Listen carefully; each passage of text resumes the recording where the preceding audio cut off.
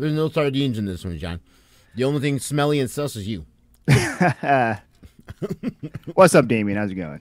How you doing, man? First time meeting you. Well, not my first time seeing you, though. Oh, okay. But nice to meet you, though, finally. Yeah, same here. Oh, yeah, Damon, did you come up with anything about the comic book stuff you were talking to me about? Yeah, I mean, I got, I settled on an artist. He's working on issue 1. I already have the backstory issue already completed, so I'm kind of doing a little Indiegogo just to kind of get that thing going. Technically, the issue is already financed, but I'm getting the Indiegogo just to get people, interested. I'll start promoting it. Yeah, I'll start promoting it here in the next week or so. Especially if you already paid for it. The biggest thing about the Indiegogo is literally just to pay for the printing, really. That's at the end of the day what the Indiegogo is for if you already financed everything. Right. So, and it also covers it will end up covering almost the first act of the film. So you get a little backstory and the first act of the film that I'm working on. Nice. So. Nice. By the way, Yellow went live, didn't tell nobody. Oh, yeah, no, that's one of my favorite things to do. Go live during a real conversation. That's how I start streaming with the gang every week. I fucking love it. That's streaming with the gang. Yeah. Oh, yeah, no, John's very like, don't go live without me knowing. He's very particular about that. But there's a giant live. Not because John is different behind the scenes than he is on his channel. Not at all. He's not that that's the case. What's that? What does that look, Lirza? I saw your eyes looking at the corner of the screen. Well, I mean, we do have your favorite character back, John. Yeah, she's back. She's DM, do something terrible, please. Don't worry. I don't mind the live thing because technically I have nothing to hide. So you have to have shame to want to hide something. Since I have no shame, I have plenty of shame. I have 100% shame. So.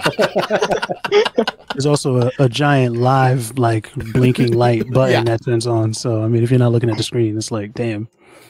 I was looking at your pretty face. You tweet this? Yeah, tweet right. This? Come on, man. What's up? You can see it. What's happening? Did you tweet this? Did you tweet this? Come on, man. Nah, I don't do that. Should we? If you want me to share it, you need to. Yeah. That sounds crazy, man. I mean, you want to get some eyes on it, don't you? Come on, man. Not particularly. Shut up. He wants us to be like on the DL. Discover it later. I'll tell you about how well it went afterwards. Yeah. That's just not my thing. I'll do this thing on my own because he does it for the game, not the fame. You feel me? I'm true to this. He does it because he's bored. That's why he does it. Here we go.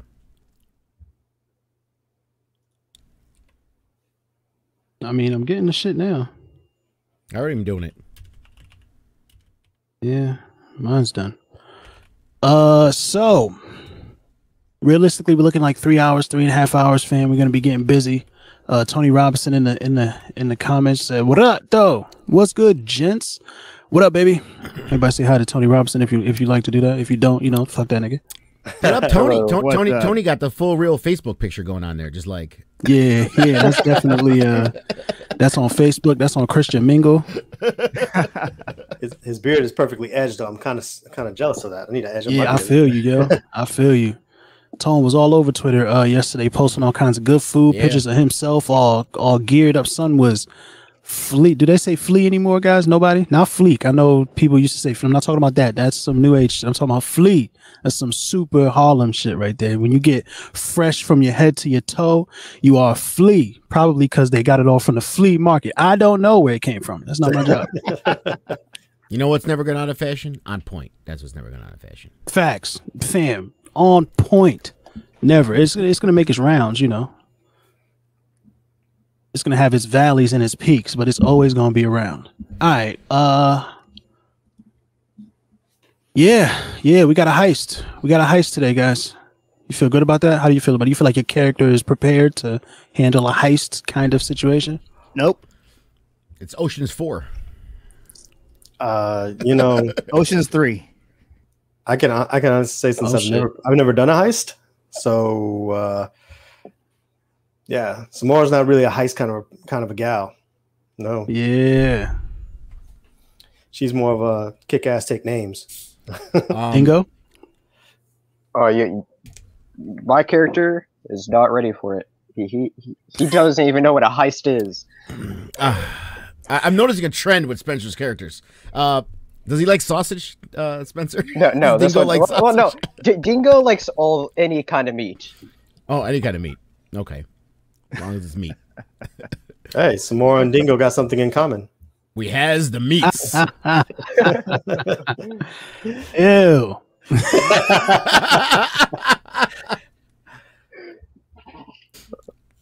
Points for making the DM All right. go ill. Oh yes, also points.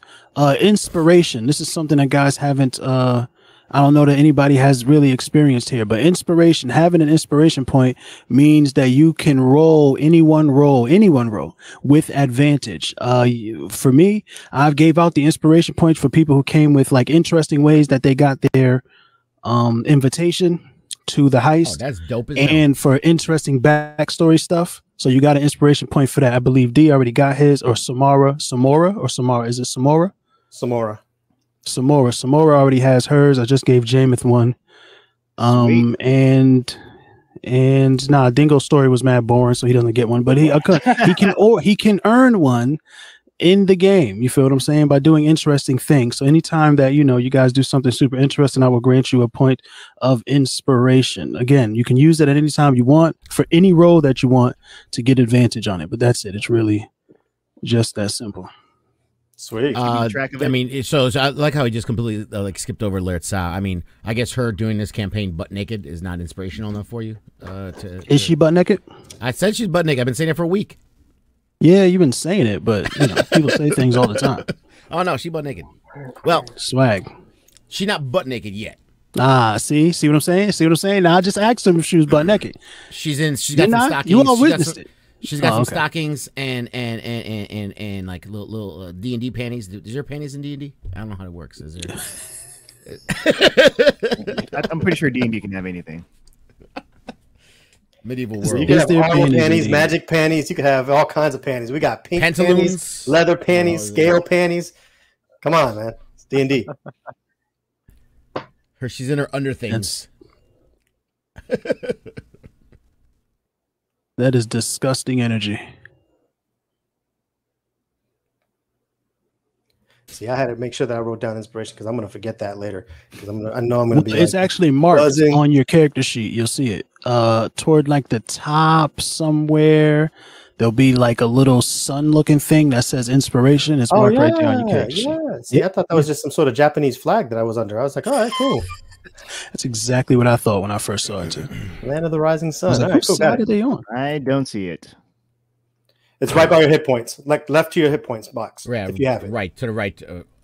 Oh yeah, left. The hit points. Yeah, left between Left walking and hit points. It's a box between walking and hit Oh, points. there it is. I have 0.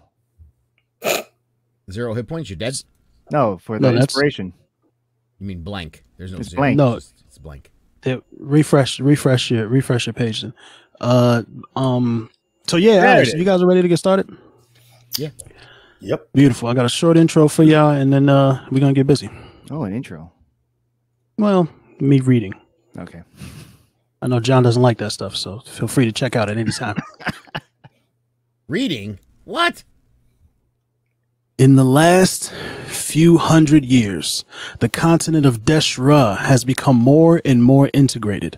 All of the various races that have spanned the different ecologies of Deshra have learned to live and work together. The two biggest cities near the eastern coast, Raven's Rest and Giant's Ridge, governed by their respective councils of emissaries from the various nations and tribal races that make up their denizens, share a trade route connecting the ocean on one side of the mountain range to the other via a giant's carved tunnel. Not a giant carved tunnel, a giant's carved tunnel. Of course, these developments haven't been without conflict. Cultural clashes, old prejudices, and all manner of ill will have plagued this new era to be. And there are those who would use these events to their advantage. But our story today starts much smaller. In the outskirts of the coastal city of Raven's Rest, a small harbor town of Crow's Claw is where we find our adventurers. A sort of criminal haven that has been flown under the radar of its nearby urban sanctuary. You see, most of the wares, services, and or vices one could indulge in Crow's Claw are enjoyed by even the most upstanding of peacekeepers. That's what they call the local law enforcement. And it's here we find our adventurers at the front door of the Crow Wing Tavern, an establishment well known but seldom spoke of. The Crow Wing Tavern is much like the local fight clubs, in the very same way that the first rule of Fight Club is... We talk about it. You don't talk about Fight Club. The first rule of the Crow Wing Tavern is... You don't talk about the Crow Wings. You don't talk about the Crow Wing Tavern. I think 3 of our adventurers here, Samora, Samora, Letsa, and Dingo, have presented their invitations at the front door of the Crow Wing. The hostess, right? An alluring water genasi woman named Janae has taken your invitations and is guiding you through the Crow Wing Tavern. As she guides you through, you see that the bar is very raucous tonight. You can see around you the Crow Wing has been very busy. Patrons engaging in less than legal entertainment and activities. You pass by a tabaxi woman, that's a cat, basically a cat people, pulling a small pouch of some powdery substance from her dark robes and sliding it across the bar to a lizard folk man. You hear someone yell, "You're a cheatin'!" Then scuffling. You look over. It appears that a shoving match broke out in the furthest corner, almost as fast as it breaks out, almost as fast as you can look over. Both patrons are easily subdued by 3 athletically built women dressed similarly to Janae, the hostess that's guiding you through the bar. They pinned the 2 gentlemen down against the mead playing card covered table and with a sense of ease that you all find rather impressive. Janae continues to guide you across the main room through a swinging door into the kitchens where all sorts of races are working. You can see a bugbear in the back with a chef's hat on, a few goblins, a tiefling, a half-elves, etc., all working together smoothly. You reach a narrow set of stairs and climb them, following Janae to the top, watching her hips sway back and forth because you know I like them thick with triple C's. The hallway opens up and you walked past 2 closed doors and Janae stops at a third, gesturing for you all to enter. Seated in the room is a disheveled, annoyed-looking man, gagged and bound behind a small table, and that's where you find Jameth sitting in the small room. And Janae says, she stands outside the doorway and says, "The doctor will see you soon. Would you like anything while you wait? We do offer all manner of refreshments." She looks back down the hallway in the direction of the 2 doors that you just passed and says almost offhandedly, "We do offer companion services as well, but I think that should probably wait until after your meeting." Let's just kind of swivels her hips too, kind of grabs Janae's little ponytail, and she's like, "I'm kind of more interested in you, honey. I'm kind of more interested in you. Ooh. You busy later? You busy later?" I am off duty as far as those services are concerned tonight, but tomorrow night maybe. I think I noticed a pole in the main room when we were walking by too. Can anyone use that pole? Absolutely. No, that's open to everyone. Beautiful. What's up with this guy? I'm not entirely sure. The doctor reserved this room and he asked me to guide whoever brings in these invitations and hands you all your invitation back. And that's pretty much it. He doesn't seem to be hurt, so I'm not too concerned about it. The doctor's a nice guy. I would imagine that he probably wouldn't shut up. I'll have a beer. Or mead. Absolutely. Oh, there beer here. I want beer. Absolutely. I'll come right back with those shortly. Elvish wine for me, please. Oh, okay. No, a tiefling, really, for the Elvish wine. All right. Be it all And she fancy pulls out there. a little pad, you know.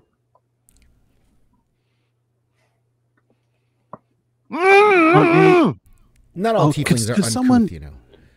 Could someone ungag him just so he can request a drink? Can we gag him tighter? I like that idea. We don't really need him, do we?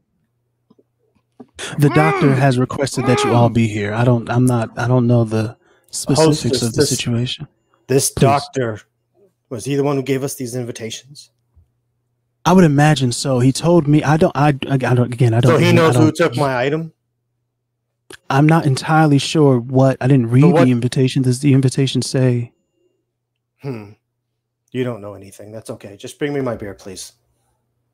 Absolutely no. That would be no problem. And does anyone want to ungag him so I can order a beer for him as well, or some kind of drink? Mr. I believe your name was Jameth. Would you like a drink? You could just nod. Would you like a beer? He was very upset. Oh. Gosh, it's annoying. I think I'll bring one extra mead just in case. I do walk up. Let's all walk up to Jameth. She does pull the gag down. Do you want anything? And then she puts it back. Puts it back. I told you it was a bad idea. Yeah. Oh well. And the doctor should see you soon, and I'll return with your drinks.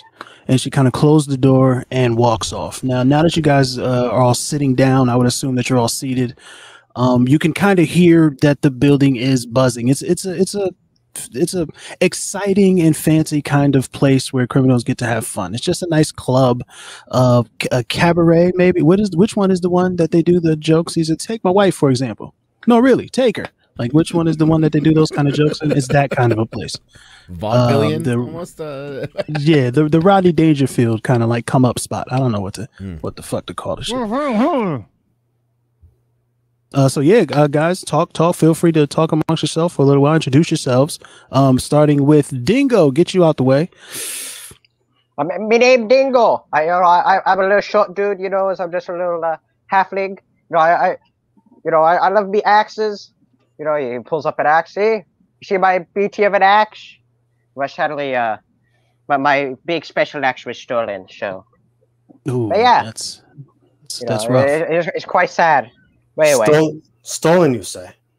Yeah, yeah, stolen. I've had something stolen from me too. Well, what was stolen from you, sir? Who are you? What's your name? If you call me sir again, I'll crush your little bones, little man. I'm Samora. Sorry. Obviously, by looking at me, I'm a half-orc. I like my play, I like my sword, and I like my money.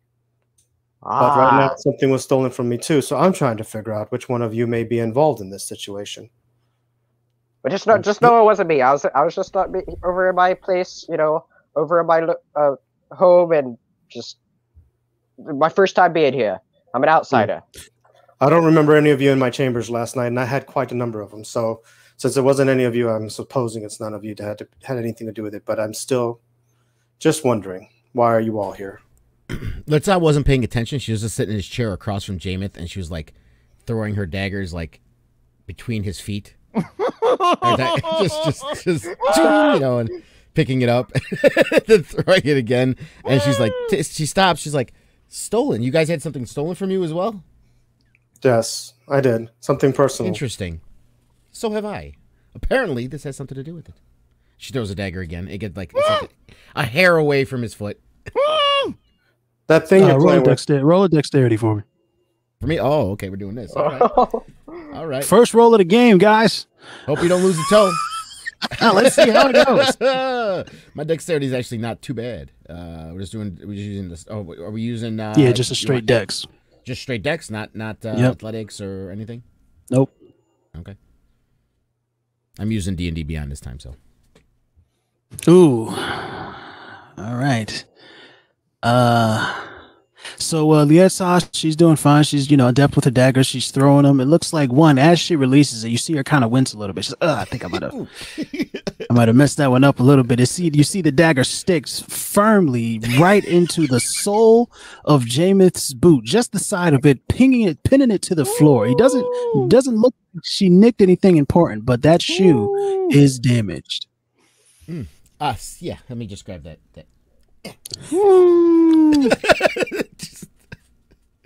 I don't see no blood. I think you're doing okay, man. I think you're doing good. I think you're doing all right. Well, what that person you're playing with does he have anything to do with this? I have absolutely no idea. He's tied up, so it's fun. Oh, can I play with him too then? I got an axe I can throw right over here. Yeah. I got kind of bored. You knock your socks off. Oh, all right, okay. I'll play with him too then. So I'll do like the same thing that Lyrsa was doing, but with an axe. You know, just throw it over one of my hand axes. You hear a knock at the door, and the door slowly opens up. At first, you're looking at average height. You don't see anything, but then a small owl folk guy just kind of walks in, and he could you please refrain from damaging him? He is also hopefully going to be one of your troop. He's also has had something very precious taken from him. I think he's been tortured enough. Could you all please just simmer? Why is he gagged? Oh my gosh! Oh my gosh! You're a big owl. The little owl. I think you said little, right? Kind of short. So halfling size. So halfling size. Okay. Yeah, Lyrsa kind of gets up. His face is kind of like eye level with her crotch. And she like looks at him. She like rubs his head. Oh, aren't you adorable? Just like rubs his little if you can head. just refrain, please, I would appreciate it. If you all could just relax. You know, owl tastes pretty nice. You ever ate owl before? Indeed, I have. We are carnivorous beasts. So you're a cannibal, eh? You're cannibalistic as well. Sure. Most beasts would eat each other in a punch, so it's not unusual. Samora clearly understands. Also, I am an owl folk. I don't know if you can tell by my cognac and my pipe smoke, but I am not just your average beast. Well, aren't you a hoot? And in fact, my name is Dr. Albert Hootstein. So if you could refrain from the patronization, it'd be greatly appreciated. I'm trying to accomplish something here tonight. See, I know who all took from you. We've been keeping tabs on them for a very long time, and when we saw that some of their crew were seen to be with you all or around you all, and then absconded quickly, we know that they might have taken something from you all. They might have. What do you mean they did take something from us? At this, Samara stands up. No, she's no longer sitting. She stands up. It basically looks like this coming out of frame for him. Little owl. Tell me who took my stuff. I know exactly who took your things, Miss Samora, and we also know that you are quite the accomplished fighter. I can assure you, I cannot help you if you were to thrash me. You not thrashing, just need to know who took my stuff. Tell me now. I will gladly assist you. However, if you were to go and approach them on your own, you would likely end up very worse than you find Jameth here. See, he thought he could chase down what they took on his own as well. And in order to save his life and give him a chance at getting back what they took from him, we had to bind and gag him. We wouldn't try to bind and gag. However, I am confident that you will lose your life searching for your stolen items. So you saying I'm weak? Is that what you're saying? You together, see me here with my axes? Dingo, together, I think all of you may have a chance. Lyrsa just kind of bends to weights and gets eye level with him. And she's like, and how do we know you weren't behind our stuff being stolen? He has like a point there. Essentially, you don't. But maybe by providing you with the information that I have and requesting that you return an item that was stolen from me, maybe that's enough to convince you that I'm not your enemy here. And can someone please unbound Jameth for me? I will unbind him. He screamed last time we did that. It was kind of loud. I really don't want to hear that. Makes sense. Yes. Well, then he jumps into the air, flies over. You don't hear a wing beat. You hear nothing as he flies across you, lands in his lap, and just lowers the gag on him. Now, Jameth, before I lower this, just know, if you scream, I will raise it. I want to help you get your dog back, but you can't go in there all willy-nilly. Then he pulls down the gag. It is okay. Let me go. I absolutely will. And I think if you were to team with these this fine assortment, you may have a chance of getting your dog back. I'm confident that it's still alive. They're not. It's his dog. Monsters. It's his dog. That's Yes, his it's my dog. Orc person. What was taken from you? Is it irreplaceable? It is quite irreplaceable. It was given to me as a gift. Mr. Dingo person, was it irreplaceable? The stuff that was taken from you? Well, nothing can ever replace my daddy. Your daddy? I think he calls his tool his daddy. My big axe is called Daddy. Nothing can ever replace Daddy. Was it enchanted? I mean, all I know is that it did special stuff. I don't know anything about these special magic stuff. You can get another dog. Why are you with us? Oh, no. Dandelion cannot be replaced. Daddy and Dandelion. Okay.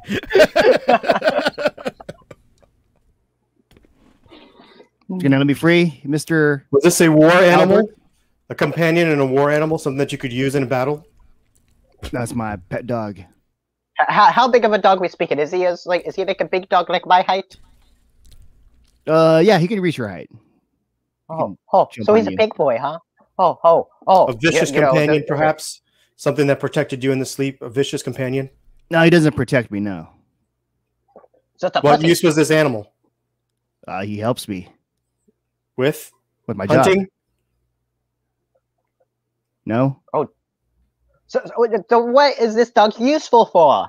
He doesn't hunt, he doesn't protect you. What the hell does he do? He's a good companion.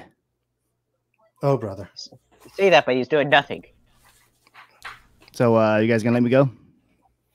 Absolutely. And Dr. Alberts kind of hops off of your lap onto the table back and walks to the other end, sits down in the chair and says, I have very important information for you that could help you on your way. However, I promise you, if you do not work together, gentlemen and ladies, of course, you will die in the pursuit of your stolen items. So you say they have to work with all these weaklings? Who are you calling weak, little man? Yeah, I would think about that. Well, I mean, you surely can't beat these two axes that I got here. I could swallow your axes and use them as toothpicks. Toothpicks? Oh, well. I mean, what do you got for a weapon per se? Me? Oh. Are you speaking? I think you come anyone. up to I think you come up to my knee. Probably mid-thigh, probably around mid-thigh. I walk up to him, just kind of put my head and just kind of measure him to my thigh, like, okay. From across, and you look like you came up to my knee. Lertzak casts light, and a globe of light is floating in her hand. And she's like, the daggers are just for fun. Daggers are cute. I think he missed the point. I think so too. You all are quite formidable in your own rights, and that is why I deigned to invite you here for this opportunity to retrieve your stolen goods. I promise you, the 5 fiends have stolen from many a folk, and there's no way that I would gather just any 5 riffraff together and hope that they would be able to succeed. I think only you 5 who happen to be around this area at this time would be able to succeed. Right, the 5th person? There's only 4 of us, Mr. Albert. Oh yes, forgive me. Are you the 5th? 4. Are you the 5th? Oh, you ain't coming with us, Al. I'm sure you could, help us. Yeah? So Dr. Albert reaches into his vest and pulls out a far too large pistol and points it into the air and says, I can fight, but that is not what I'm here to do today. No. And then puts it back. And it doesn't make sense that it came out of his vest and went back into his vest, but it did. Neat trick. So they stole a very valuable item from me and from you all. And I think maybe by working together, you all have a chance. Of course, I can provide you with information. I do have a map of the area where they are storing the items. The most beautifully drawn map that you've ever seen, actually. The hell am I looking at? Is this? That's a ship. It looks like two breasts. Very long breasts, yes. And of course, you guys can find this map in D&D Beyond for future reference if need be. I mean, sorry, not D&D Beyond, Discord. You know where to find that at. And also the information about the crew that is on this ship where they are stowing. This is a crew. This is a faction of the criminal syndicate known as the Five Fiends. And I believe their crew tonight, according to our intel, is made up of 2 Arakakra who are on duty flying around the crow's nests of the ship to keep a lookout. There are 2 hobgoblins and 4 Yellow just rose. Yep. Oh, I thought that was me. Okay. No, it was yellow. Your internet's fine now. It's shocking. I know. Yeah, it's not you this time. Well, I guess we can speak amongst ourselves while the owl. Oh, look! It looks like he's back. Are we back now? Where you're back? Not sure what just happened. Where did I leave off at? You kind of just like kind of froze mid-sentence, Dr. Owl, and you just... It was kind of funny, actually. There were 2 Arakakra, bird folk, much like myself, flying around the crow's nests of this ship. As little as you? They are very large. They are not quite. So not what like are these? Got you. I'm sorry. These are very large bird folk. Very, very large. So they make lots of meat to eat. Because you know bird tastes pretty nice. I would imagine so, but being a sentient Dingo fried creature.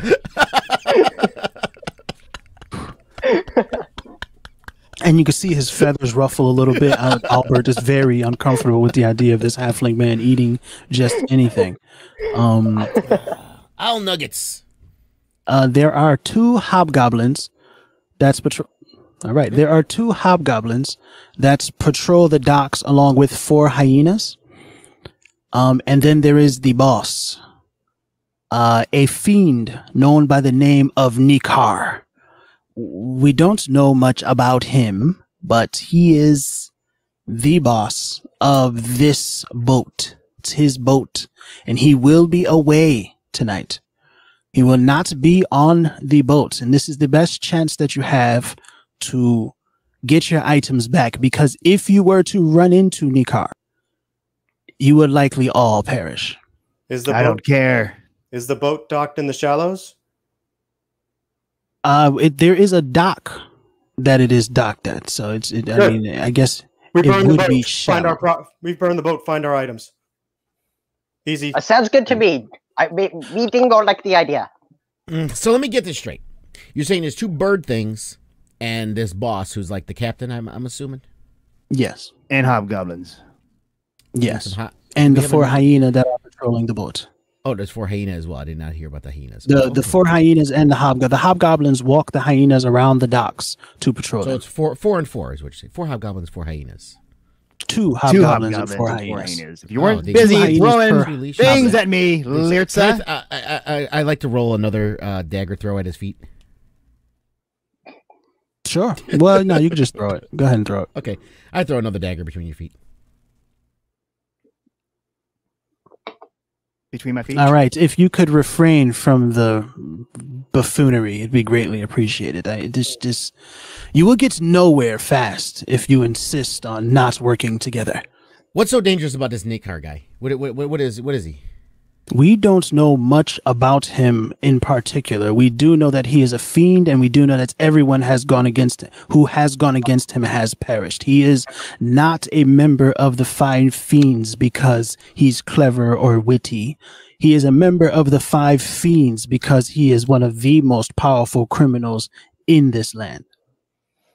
Listen, Dr. Alman, I'm from a military background. Yes, I'm from a military background. These do not look ex-military at all. What makes you think that they know how to fight together? Well, I don't know how to fight, but I'm going to do anything I can. Oh, so you're useless.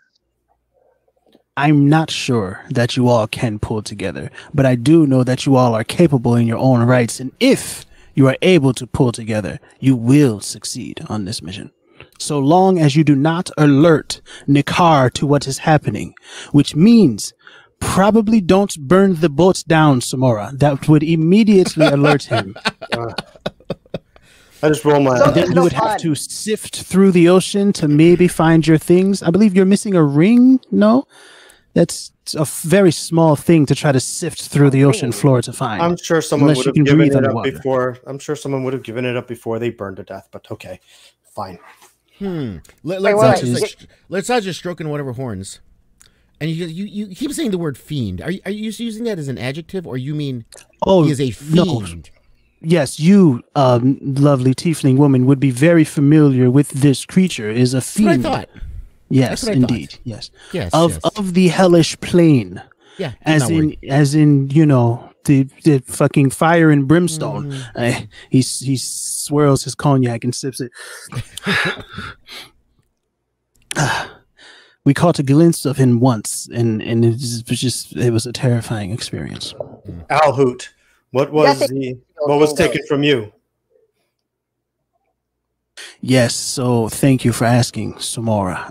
Always eye on the objective, and we appreciate that. We will need that in this mission here. I was liberated of my notebook.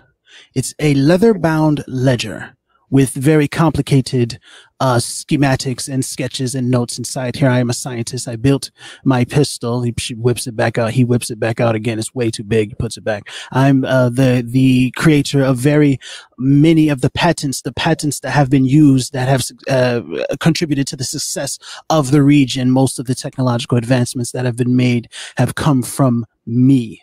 So it's worth money? It is worth very, very much to me. Yes. How much? Enough to try and gather together a band of misfits who have also been stolen from, to offer them an opportunity to get their things back. But once it's in my hands, what makes me keep it from you? Are you asking for payment? Is this what you're trying to negotiate here? Just come with it, Samara. Don't play these games. You're not in the military. I do not rule over you. I'm not your general that you have to. I simply want to know what else is in there for me, because after I get my ring, what the dog, the whatever these people need, and is of no consequence. But your book seems to be of value. So I'm also very much so. Being ex-military and being a mercenary for hire, I just need to know if there's anything else in it for me. I can offer you quite a sum of gold, depending on the states that which the notebook returns in, and the timeliness of the matter. So definitely not burning the boat then. Got it. Thank you. So we all get paid here, right? Because it'll be a team effort? Of course. Yes. All right, cool. You will have to work together to accomplish this goal either way. I don't care about the payment. All right, you just care for your useless dog. Go in. I'll take his piece. What? What happened? No. Hey, Albert. My name is Albert Albert. Hutstein. Come here. Dr. Albert Hutstein. Mr. Doctor, can you untie me? Yeah, of course, yes. And then he snaps his fingers and the ropes just come free. Oh, so someone has a little bit of magic in them. I mean, you don't invent things without a little bit of magical knowledge. I mean, come on. So, Jameth takes a dagger, throws it near Lirtza. What do I got to roll?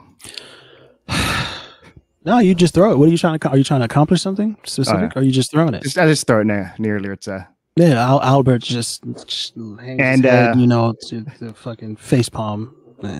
You see his feather. It's weird because of the way the feathers turn out, but it's like. She just crosses her arms and kind of laughs at you. Pathetic throwdown, man. There is a little bit more information that I have. There seems to be an additional member that is on this boat that no one has ever seen. If you look on the map here, you can see that you will enter in the side. There is a secret hatch on the side of the boat that is magically protected. You will have to figure out what that is. We don't exactly know how those protections work. And then you will go upstairs, up the stairs to the above decks where the Arakakra are patrolling. So be very careful there unless you want to fight them. But if you are to fight them, dispatch them quickly, lest they will be able to alert Nikar, and you all will perish, and all of our things will be lost.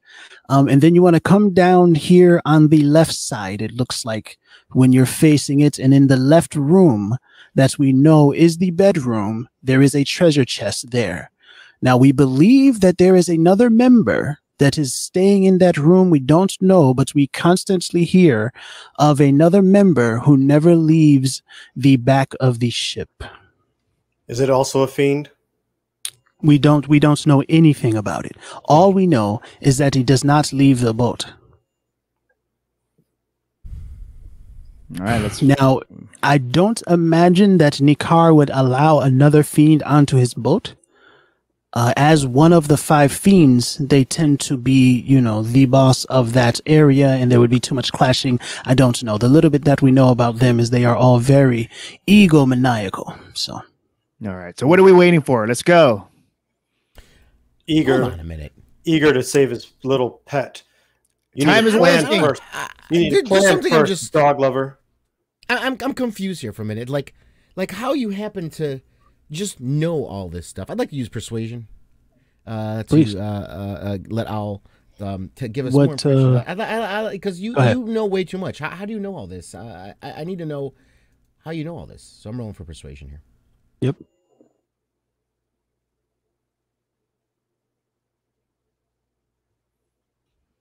$16. Oh, good. All right. So, does he want to tell you or not? Let's see. Yeah, he's going to tell you. We do have a mole that we were able to inject into their operation, and he is actually on duty tonight. So, A mole. Is he your kind? is he owl folk? No. But he should be on duty tonight. In fact, he should be leaving before you all arrive. So, Would he know how to use this passageway to get in? he gave us the information that he does have, and he knows that it's magically trapped. He does not know what the trap or how to get into it. He doesn't know anything about that. No. And you trust him? Absolutely, with my life. Well, I guess we should just go. I got nothing better to do. I need to get my pendant back. You lost a pendant? A magical pendant, yes. I'm a sorcerer. And we get our powers from a draconic bloodline. And the dragon that bestowed the power of sorcery onto me with his blood, Lalistrix, gifted me a pendant with his dragon tooth. It's a very powerful magical pendant. She looks over to the little man, Dingo. Little man, what is it that you do, just aside from throwing little axes? What is it that I do? Well, I am a great hunter. Hunter. Then she looks over and doubtfully looks at Janeth. And aside from petting dogs, what do you do? Doesn't matter what I do. I'm just here with or without your help to get my dog. Well, without our help, apparently you won't get the dog and you'll end up back here, gagged and tied. He'll likely end up dead. So far, it looks like you're only good at being a hostage. Doesn't matter. So can he be our hostage then? I'm not carrying dead weight. Don't lay a finger on me, Dingo. I'm not carrying dead Oh, weight. I can put as many fingers on you as I want. Just looks annoyingly at Dingo. Is she kind of big? I don't know if that'd be pretty wise, Dingo. You don't got this axe. Oh, so you forcefully touch her with an axe, is what you're saying. Okay. Touch who? I wasn't paying attention to Dingo. Dingo's like behind me. I just like sounds like what, touch who? Apparently he wants to touch you, Samara. Whoa, no, that's not what I said. That's not what I said at all. That's what it sounded like to me, Dingo. I didn't say that at all. So we have a ship. What time? What's our window Owlman, Owlstein, Owl person? A window. You have until just before dawn. It's about to be. It's just turning dusk now. So maybe within the next, 8 hours, you should be all right. As it is summertime, the nights don't last as long as they used to, but Nikar will be away, as he is, of course, a fiend of carnal nature. So he's finding places to wet his beak, as it were. How far is he from the ship? Just if message were to get out to him, how long would we have? You may have. I'm not entirely sure. If he travels the same way he did, we had to beat out him, but he flew swiftly across the town. He flies. We have 45 seconds. Well, he is a fiend, Samora. People from these planes of hell, like my people originally came from, they do have some powers of flight. Good to know. A little demon kind of stuff. Indeed. Good to know. Okay. So, who would know how you... We can bring you safely to an area. Lyrtza.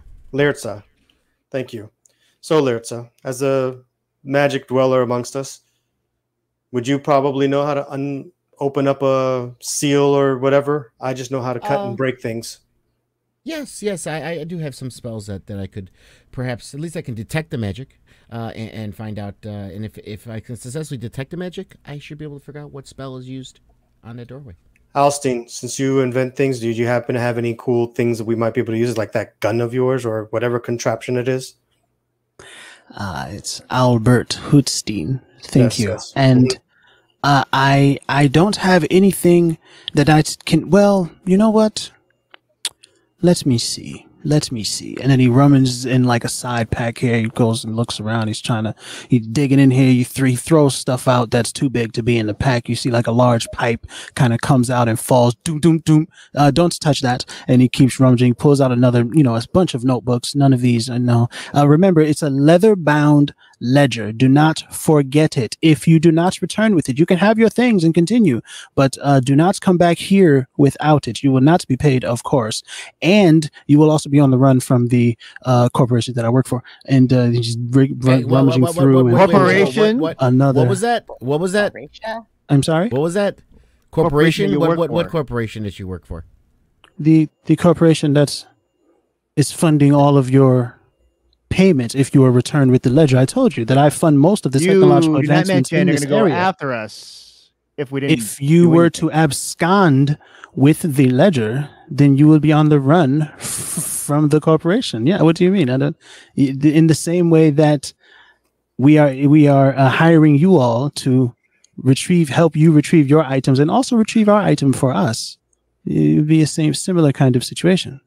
Does that not make sense? Does that not track with you? Do you not want to get your dog back, Jameth, at any cost? Did you not try to foolhardily run after someone who could easily have dispatched you after they took your dog? I had to bind and gag you to save your life. Great. So he's useless and a fool. In the same way, well, yeah. So then she pulls out a small cube. With like a multicolored cube, all bunch of little squares on it with a bunch of colors on it, and a whole bunch of colors all over it, and throws it onto the table and says, "That cube there was given to me actually by another artificer whose name was Rubik's. And if you hold that cube up to a spell that you cannot figure out, it should dispel whatever magic is existing there. So it may help you with one trap." Oh. There are more than one traps, you're thinking. I would assume so, yes. I would assume that there are many kind of defenses that are all over the boat. As far as we know, there is a trapped hatch to get into the boat from the side.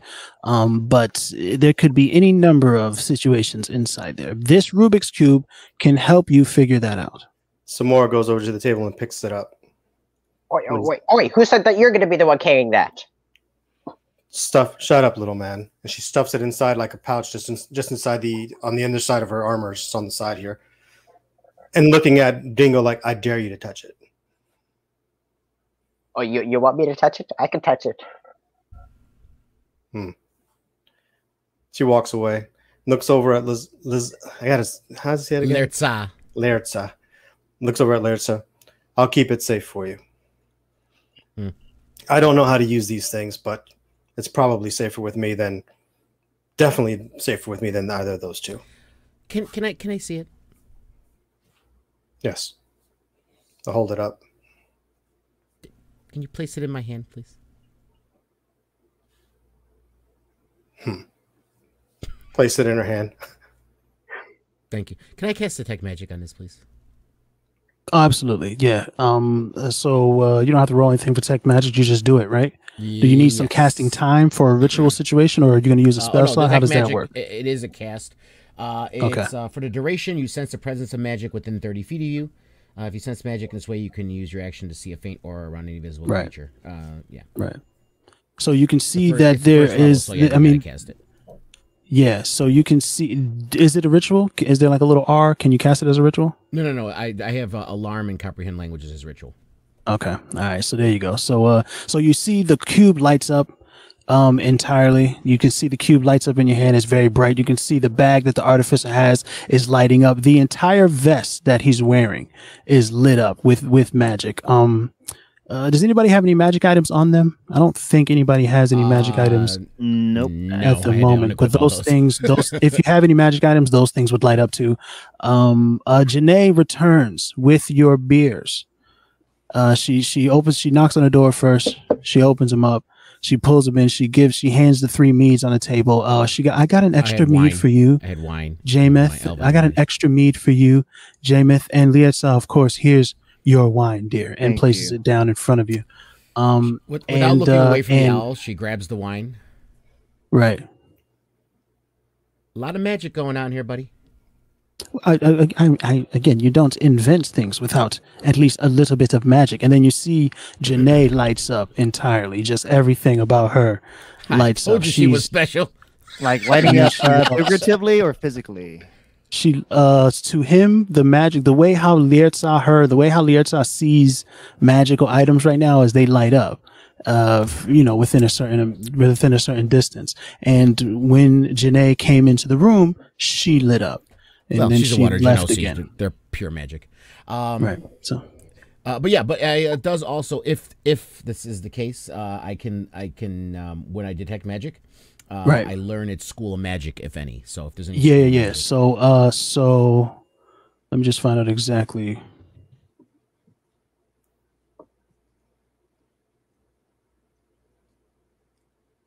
Let me just find out exactly what kind of abjuration. So on the cube, you see that it is magic of abjuration. Give me an Arcana check, and if you roll high enough, I'll tell you exactly what the spell is.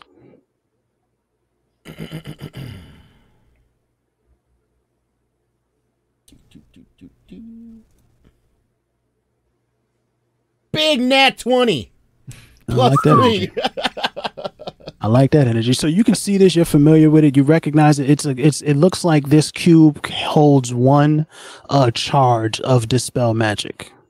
I don't have to waste mine now. I look over to Samora. I think I'm going to hold on to this, if you don't mind. I could always hold on to it. No. Fine, magic woman. You hold on to it. Thank you. All right, let's hold on it. Let's get going. Sorry, what are we waiting for? But between us all, she looks like the only one who actually knows what she's doing around here. Yeah. I know what I'm doing with my axes here. I don't. Yeah. Oh, but I got to get ready, though. We can't leave bit. unless we're ready. So I take my wine and walk over to the back corner of the room and sip my wine. She strips down completely out of all her clothes.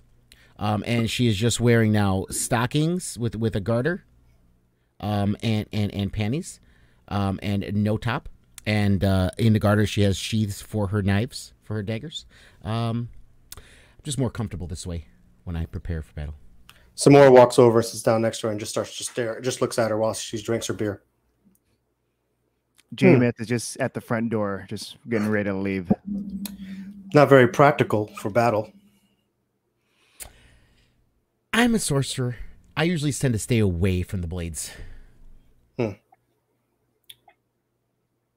Just kind of eyes are up and down.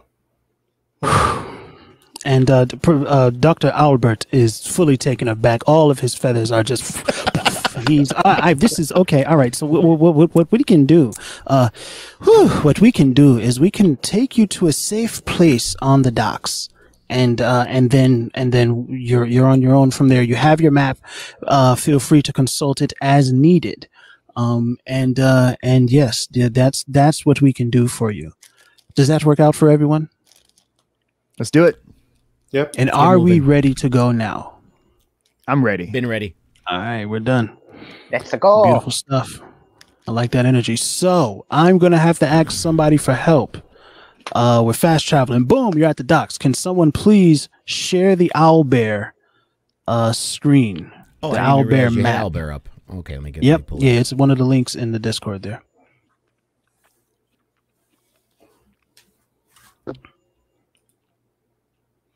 Aha.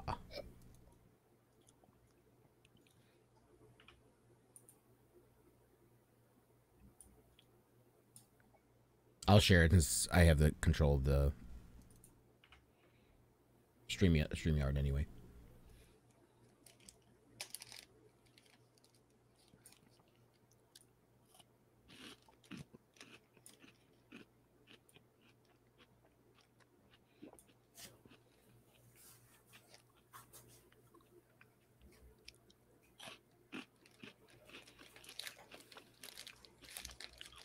All right. So you're at the docks, right?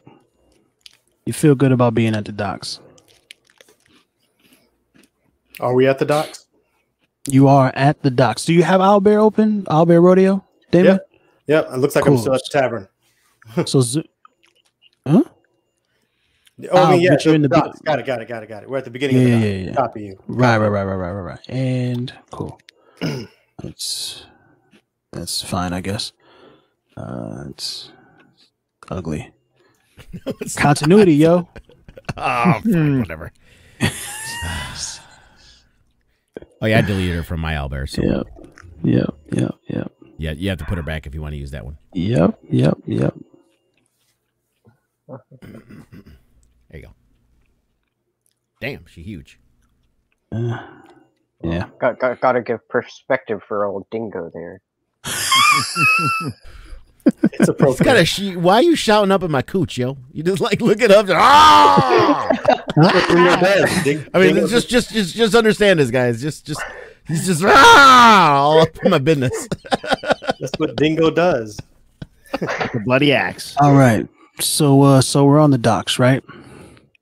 Yep. And on the docks, there is you can smell the ocean, of course. You can hear the waves in the distance there. You know, lappy, whatever noise waves make. You can see it's a light fog. It's not too foggy for you to see, but you know, beyond a certain point, it gets very, very obscured. Like you can't actually see the ship from where you are, but you can see generally well enough the area of the docks where you're occupying, you know. And who's out front? Who's leading the charge here?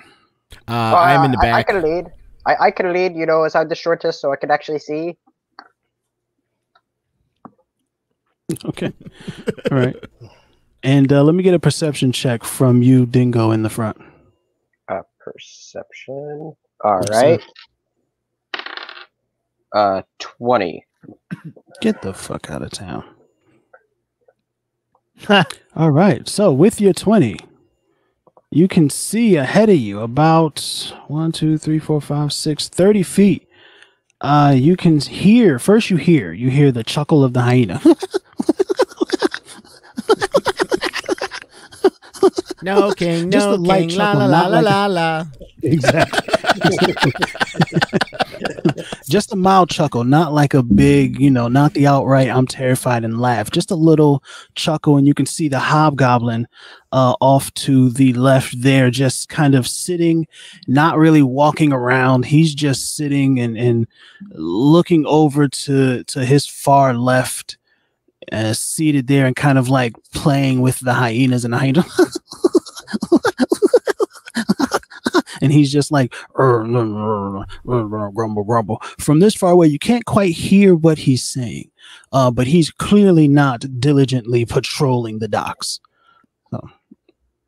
You know, I've eaten hyena once. It was quite tasty. You all want to Are you yelling? Are you yelling this? Are you like? You know, I've eaten hyena once, like for the entire dock, or what are you? Is that?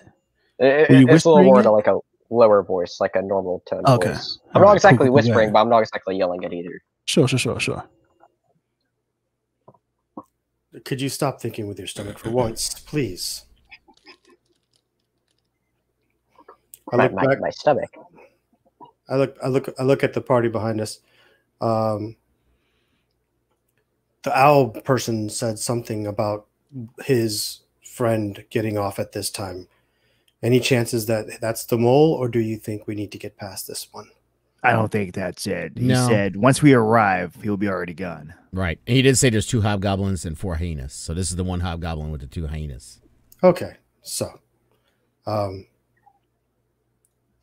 we have to kill him quietly. The mission would be over with if we made too much noise. Or we could just go around. Leaving him alive would be a risk when we try to leave. It's either dispatch with him now or, really, that's the only option. Dispatch with him now. Problem. I don't know how to kill quietly.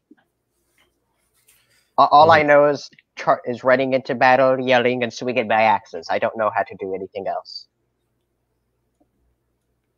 Looks over at Lirtza.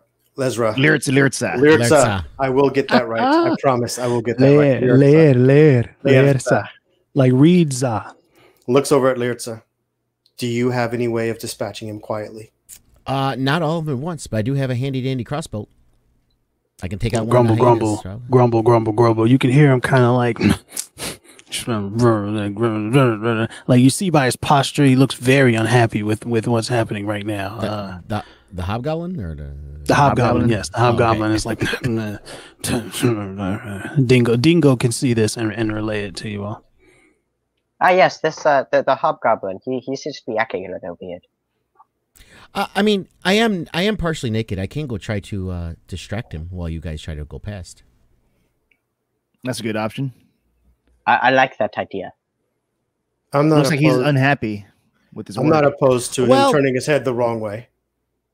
Most men get pretty happy once there's a naked woman near them. I'm not opposed to him being distracted. Distractions are good tactical for engagements. So, which way will you be going? Because I will circle around it behind him. I'm just gonna go straight up the middle. Just giggling. She still has her glass of wine, by the way, in her hand. She's still carrying it. She just took it from the tavern. Yes, Mad Gangster. Yes. I didn't see any rules saying I couldn't take it with me. Quick question: is there drunken disorderly rules in this town, or I can walk out? Do you see not in Crow's Claw. Not in Crow's Claw. It's a okay, I didn't think so. Pretty laissez-faire attitude. Yeah. Is that roof, the building that he's right in front of, is that something that, because I see like little wooden planks right there, is that something that I could hop up and get above? You could absolutely do that, yeah. All right. Yeah, I would say go around. I would say do one of these here. Is that I'll go right up the middle like this to go talk to him. And then you guys, let's make you green. While I'm distracting him, you guys can go off this way. Does this map continue? Is there a way around this building, or do they have to go over it? No, there's nothing there.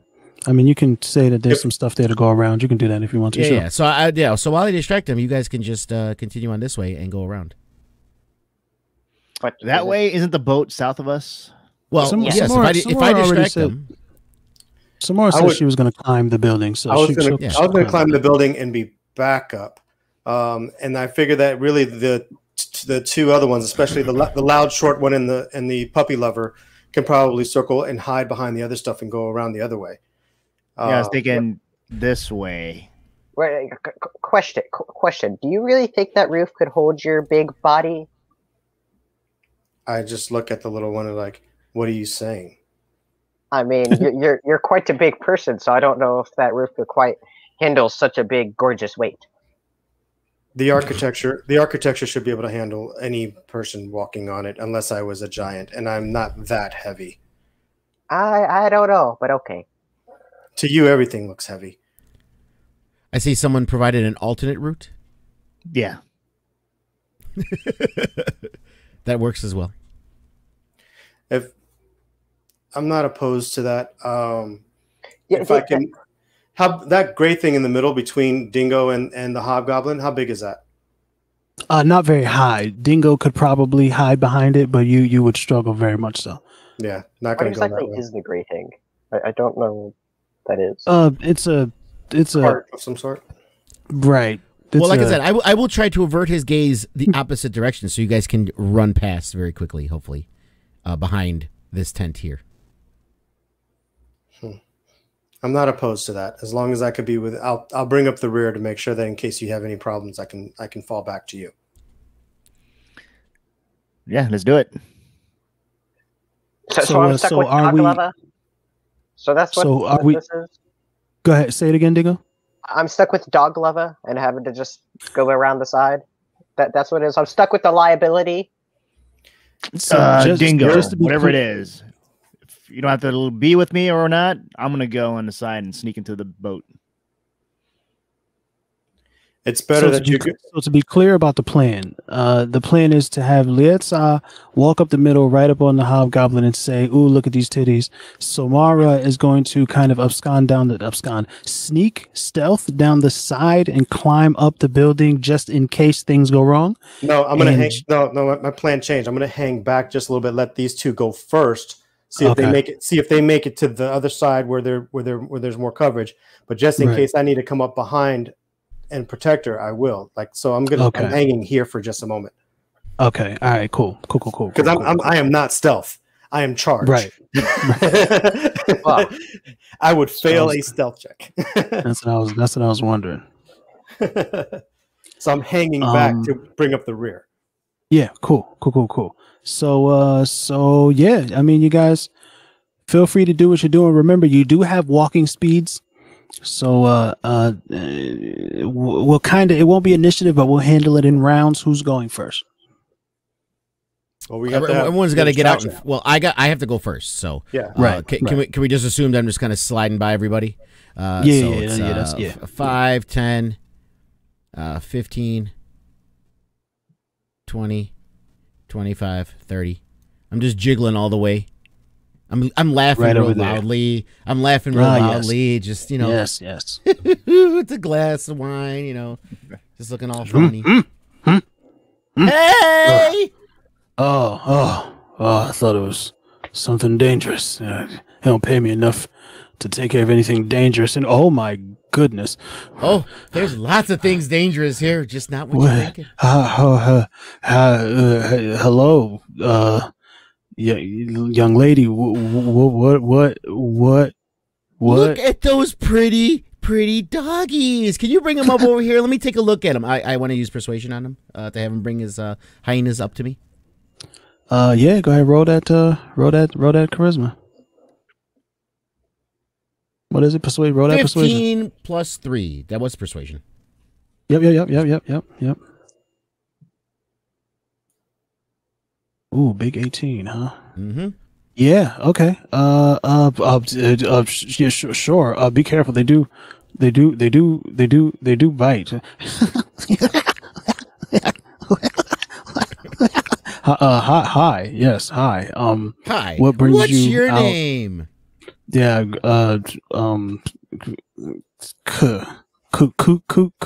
Kutha. My name is Kutha. Kuth, whatever. You are just adorable, and these dogs are so precious. Do you work here? I kind of like lean back. We'll look back and kind of like behind my head. I'm like waving, telling people to to go. So no, give me a sleight of hand. Okay. And while he's rolling a sleight of hand, anybody want to do any kind of movements? Yeah. I'll go ahead. Do you want to wait for the all clear? Like, what? Talk to me. The all clear of the hand waving. I'll go ahead and start moving. He's technically closer to me now, so my movement from around that corner would probably distract him, unless I flipped my tits out. So I'm not doing that. Right. So, that's like, why are you waving your hand like that? Are you hot? Is there something? Oh, no, my hair. I'm just trying to keep it nice and straight. Guys like my hair straighter. They don't like it if it's all tangled up. So I'm just making sure it's all. I mean, I don't. You however you feel comfortable wearing your hair, I think you should have the right to wear your hair however you like. Do you like it this way? Is this nice? I mean, does it flatter my horns? Does it? Is it? Little man, you're gonna have to get yourself over to that other thing. There's no way that we can move all at once. He'll notice. Okay. Well, whenever I can move, I'll move. Okay. Each square, by the way, for if you don't know, if Damien doesn't know, it's 5 foot for each square. Yeah. It's 5 foot here. All right. Copy you. So can I go ahead and sneak? There's some. That tree might give you some coverage.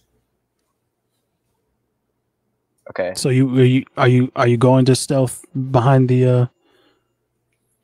Is that a bush or is that a tree? That's a bush. He could crawl through it. It's going to be difficult terrain. It's going to cost him, 5. Each square will be 10 foot then if he tries to go through the tree, and you run the risk of making the noise. Remember, there is fog, so you do visually. They might not be able to see you if you're a certain. I'm trying to distract amount of feet away from them. Right. But you're distracting them to look directly in their direction, though. Do we? No, the boats. You work here at the boat. He works at the boat. I'm pointing at the boat. So you don't have to look at the boat to know that you're talking about the boat. Will this fall in? It wouldn't fall in a dark vision then, right? No. It's not dark. No. So from my perspective, could Samora even see this conversation happening, or do they look like silhouettes? So from you can see this much farther than where the hobgoblin is. You start to kind of lose vision, so you can't see that there's a boat in the distance. Liata can see it because she's closer, and if you were to move to about where she was, you'd be able to see that there's like something big far off in the distance. But all right. So Liata could see the boat, but we can't see. But we can see her. Yes. Okay. Yeah, and you can see the hobgoblin. All right, so if we can see her, he can see us. Cool. Yeah. All right. So Dingo wanted to stealth. Yeah, I'll go ahead and stealth. All right, so roll the stealth for me and tell me where you're going. I want to go right there. Cool. So that's my plan. As far as actually doing the stealth, it will be 21. Ooh. All right. Okay. So that's you made it. You're there. You're comfortable. While you're there, give me a perception check. 8. It looks all clear. Everything looks good to you. Anybody else got something that they want to do? You chew directly into the microphone. I know, right? Jameis, go ahead. Give me a stealth you check. act like it's not a surprise that Jameis chews directly in the microphone. Give me a stealth check on Dingo. All right.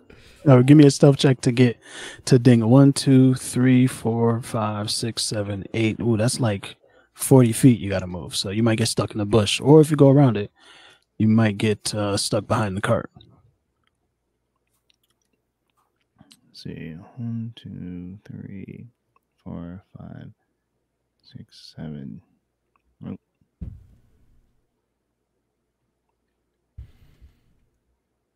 Like, what about here? Is that good? Yeah. 1, 2, 3, 4, 5, 6, 7. Yeah, you can get. Well, no, you would get right here because the bush will be double. You know what I mean? Mm-hmm. Double. It will cost you double your movement. So you're in the bush. Silly question. That building that I'm standing right next to, is that a doorway that I'm standing next to? Can I just go through the building and out the other side? You could. There's no accounting for who's inside, what kind of noise they might make if you walk through there, or what there is in there. Can I perceive through a window and see if there's anyone in that building? Yeah. Want to roll a perception? Please. I'm sorry. Let me do it on D&D. Let's do it on here. It doesn't make a difference to me. I want to use this here because I've never used it on here before. So under your skills, you'll find a perception. Press the button. Press the number next to it. Skills, perception, which is a -1. Press the button. Let's find out. Do I see anything? 13. 13. Okay, so looking in, it looks like it's a storage room. There's a bunch of like boxes and things stacked up all over the place. So if you were to go in there, you could probably sneak through if you get like a really good dexterity roll or something, but you'll probably make a lot of noise. Boxes. I'm big. Boxes aren't good. I'm going to hang for just a moment then. Cool. Jameth, you rolled a 10 in your stealth check. Yeah. You got into the bush. The bush shook a little bit. Some birds that were sleeping in the bush kind of flew out of the bush. Birds? What are they? Birds. Oh, there's just bird. I'm kind of just shaking my chest. I'm like, it's just some birds. I wouldn't worry about it too much. Yeah, birds. Yeah. They don't pay me enough to worry about birds. Anyway, why don't I help you? You look a little stressed. How about I help you? I help you calm down a little. So the hyena. Go ahead. Go ahead. No, finish what you're saying. Oh, I was gonna say, how about we tie up your doggies over here and let's go down the alley together. I can help you. Yeah. So the hyena walks up and starts to rub itself against your leg. So adorable. So adorable. And the other one kind of walks up too, and he's just like, "Hey, what's going on over here?" And now you suggested to tie the hyenas up and go somewhere with this hobgoblin, right? A roll of perception on tying up the hyenas and abandoning. Well, I'm his asking post. him. You mean persuasion? Persuasion. Persuasion. Yes. Sorry, not perception. Sorry, persuasion. Yes, persuasion. 7 plus 3, 10. I can't really abandon my post, but I mean, we can sit back around the corner and talk if you want. Why don't we do that? Sure, why not? I'll just let me just tell my buddy that I'm going to take a quick break here. We're usually out here all night anyway. Where's he at? So he like whistles in like a very specific kind of tone. I can't do it, but and then you hear from far across the way, across the thing, you hear a hobgoblin shout back, "All right, be quick about it," from across the dock, the foggy dock. Yeah. Mm-hmm. This will be fun. Now, Dingo, you're close enough. You see the hobgoblin when he screams. You make out the figure of him in the fog. You can see him over there, and you see something else kind of moving around in that area. You're not sure what it is. So what? You and the hobgoblin kind of walk back over here. He sits back down. I was gonna go. I was gonna go over here. Just brings the dog with him. Oh, okay. So you got him completely looking in the other direction now. Cool. Yes. Cool. Exactly. Come on, man. You think what are you gonna do? Cool. Go in the middle of the damn room? No, we're going all the way over here. I thought you were gonna do that from the beginning. You guys was like, I said the alley. We're gonna all go down the alley. Oh yeah, so yeah, I mean, I work here often. I guess whenever we come into this town, whenever we come into Crow's Claw, this is where we dock. And the boss, he goes off and he enjoys himself. I think he's at the Crow Wing tonight. Who knows? And yeah, so we're just having a good time. I guess. Were you at the Crow? What were you drinking? Oh, I was just having this wine. What's your buddy's name that you work with? The across the dock. Yeah. Meanwhile, I'm signaling from back, way in the back. I'm trying to give people the do this because I don't see them anymore around the corner. I'm like, yep. Everybody who's going to move, roll stealth with advantage. All right. My hobgoblin's name is Burno.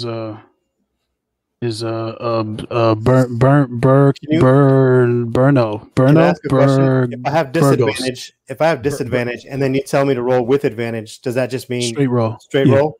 Okay. Yep. Burgos. His name is Burgos. Big 18 energy. I like that. So I'm just gonna roll a d20 then. I'm just gonna roll a d20. I'm not gonna hit the button. Yep. And you guys are just going over there by Dingo right now, right? Okay, with it. Dingo moved. Why did Dingo move? Dingo, is that your plan?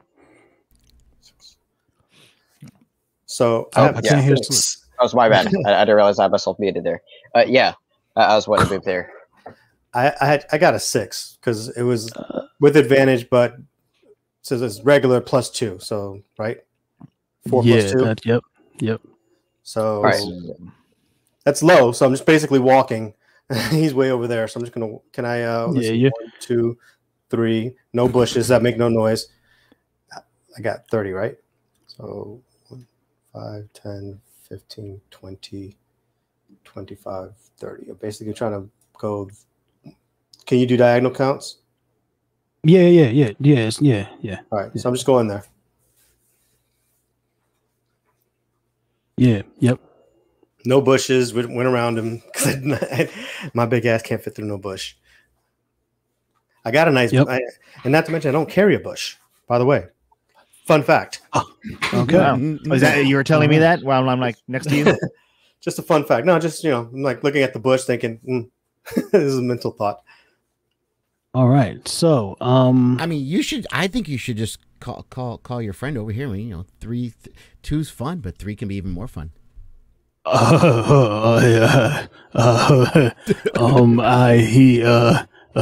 He's bumbling. What? He has no idea what to do. Dingo, what was your stealth check, Dingo? It was a nat 20. Okay, natural. No. That was. Oh no, wait, no, that was new. Previous one. Wait, No. This new one. Yeah, the new one was a nat 20. All right, cool. 18, 10, Samara. You're walking in, you walk through the bushes, you make it. You get down here to this like kind of closed down shop place that's, it's nighttime, so it's all closed down and all the most valuable stuff is away. They pretty much, some people might steal some of these things, but they're easily replaceable. It's mostly just empty boxes and stuff. And you kind of put your big meaty hand against an empty box and it just falls over and crash. Now Hop 2 is but he's kind of still indisposed. The Hyena 1 though, he's coming right around the corner to see you guys. And Hyena 2, and you can hear the chuckle. He kind of chuckling, kind of loud. But the Hobgoblin is a little slower. He figures something just fell down. He's not really in a rush. All right. What are you guys going to do? While they're surrounding us. Is there a way I could hide? Hide in the merchant shop. Yeah, is there a way I could hide where I'm right by? I mean, roll a stealth. Roll a stealth for me. Stealth? Okay. Anybody else trying to hide? Yeah, I want to hide in the merchant shop. I got 19 total. Roll a stealth. Jesus Christ. Is this still with advantage? No. We're going to call it a straight roll because this is a new instance where the box fell down because Samora can't stealth. 12.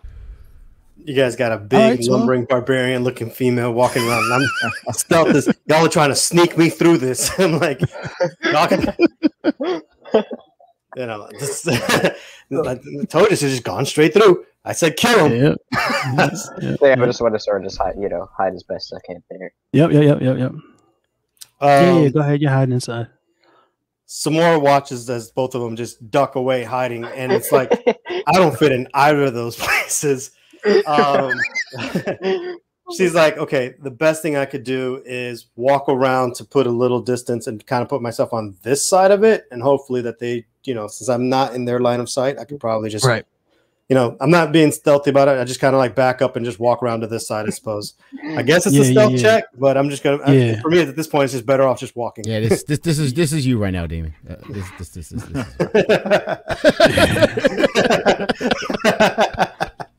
Yeah, that's gonna be a stealth check.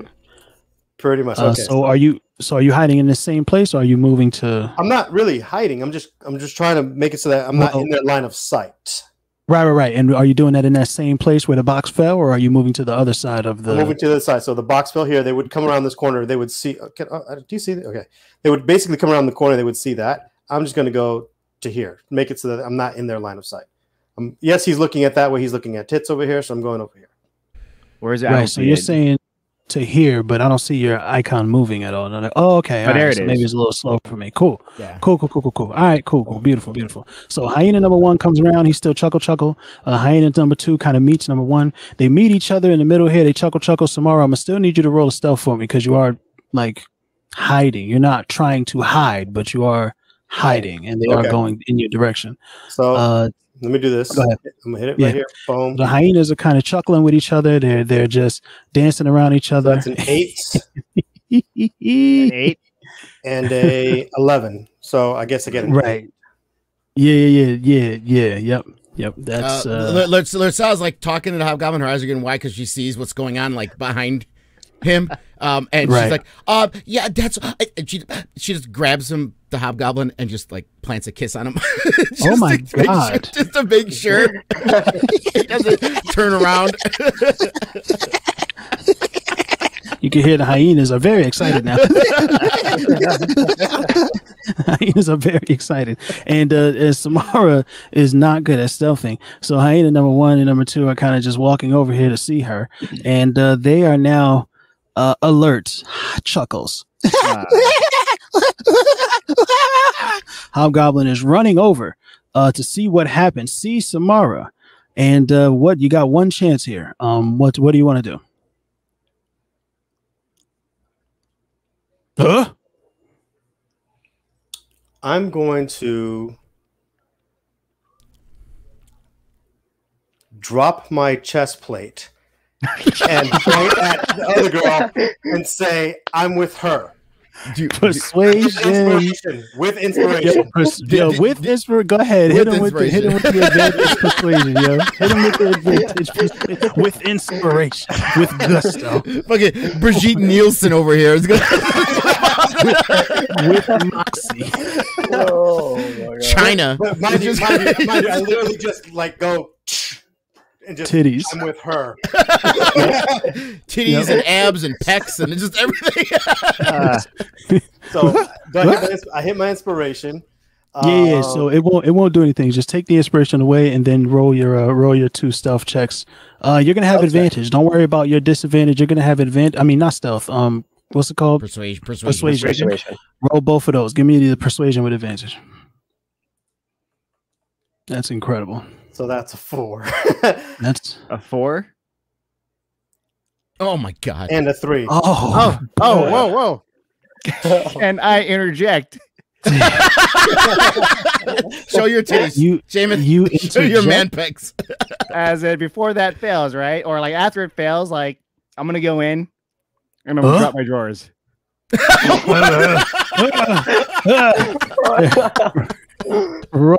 Roll for initiative. Roll for initiative. Yeah. Is this for everybody, or am I still distracted with number 2 over here? Yeah. No. All right. So we'll do it like this. I'm with her. Hobgoblin. The hyenas are alert. Hobgoblin number 2 has to turn around. The other hyenas are walking away already. Oh no, she's with me. You're doing a great job of keeping his kind of attention. And then Jameth hops out and drops his drawers. So everybody roll for initiative. Everybody roll for initiative. If Dingo wants to be a part of this here, he will. He can have like a surprise round if he wants to attack somebody. I honestly would rather roll with my regular dice because this D&D Beyond like killing me. Yeah. Do it. Yeah, I'd just like to get like sneak in whenever it's my turn. Yeah, I already rolled, so it's 5. So I have 0 initiative right now. I already did the D&D Beyond, so I don't want to double roll. Yeah, fair. Good. But I will. Oh, cool! I rolled a 1 for my initiative. Oh, that's pretty bad. Plus the 2, so I guess it's a 3. What the fuck is your name again? Oh, Dingo. All right, and I heard a 10. Who had a 10? Jameth? Cool. I had a 10. And Leah sounds 12, huh? Yeah. It would make sense that I would be at a 5 because right now technically my chest plate's down, so I would probably take the time to be like, "Fuck this," but put it back on again. Right. Especially after I see him drop his drawers, I'm like, just put him in. All right, now shit. Why is James so big, by the way? Just because if I make them too small, it looks weird. that is the only reason. 6 of these guys. Jesus Christ. All right. Okay. Okay. Oh, all right. Well, that's okay.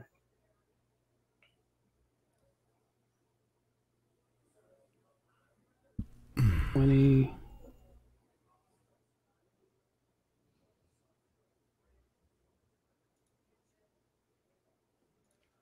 And John, what's your dexterity? Dexterity is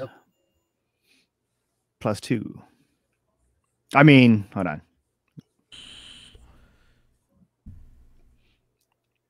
11. Right.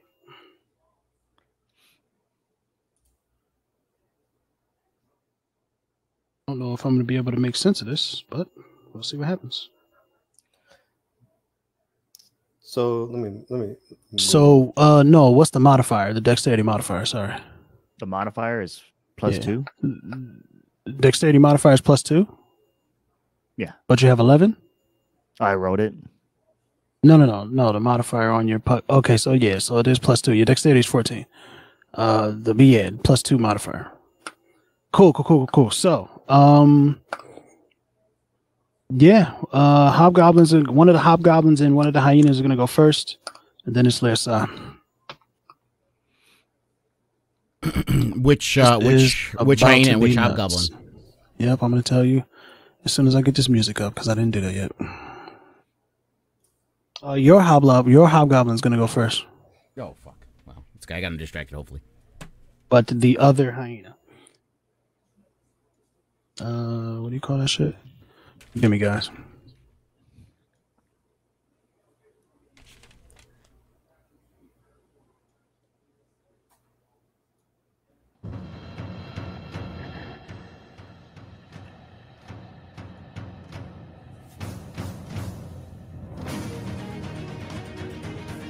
Is it too loud? That's fine. I will turn it down a little bit. All right. Too low. Well, in between really? Two. Yeah. A little bit higher. It's like I got 2 fucking decimal points here to work with. Right. I'm gonna say that's perfect. Swag. All right, Hobgoblin goes first. Kuta, Hobgoblin 2 is attacking first. Yeah, he's not happy with you guys. He feels betrayed by you. Are you working with these? This? I mean, come on. I'm naked. How can I be working with them? He's naked. He just dropped his drawers. I started out this way. Roll to hit 15. He rolls a 15. Does he break your armor class? Yes. It matches? I have 14.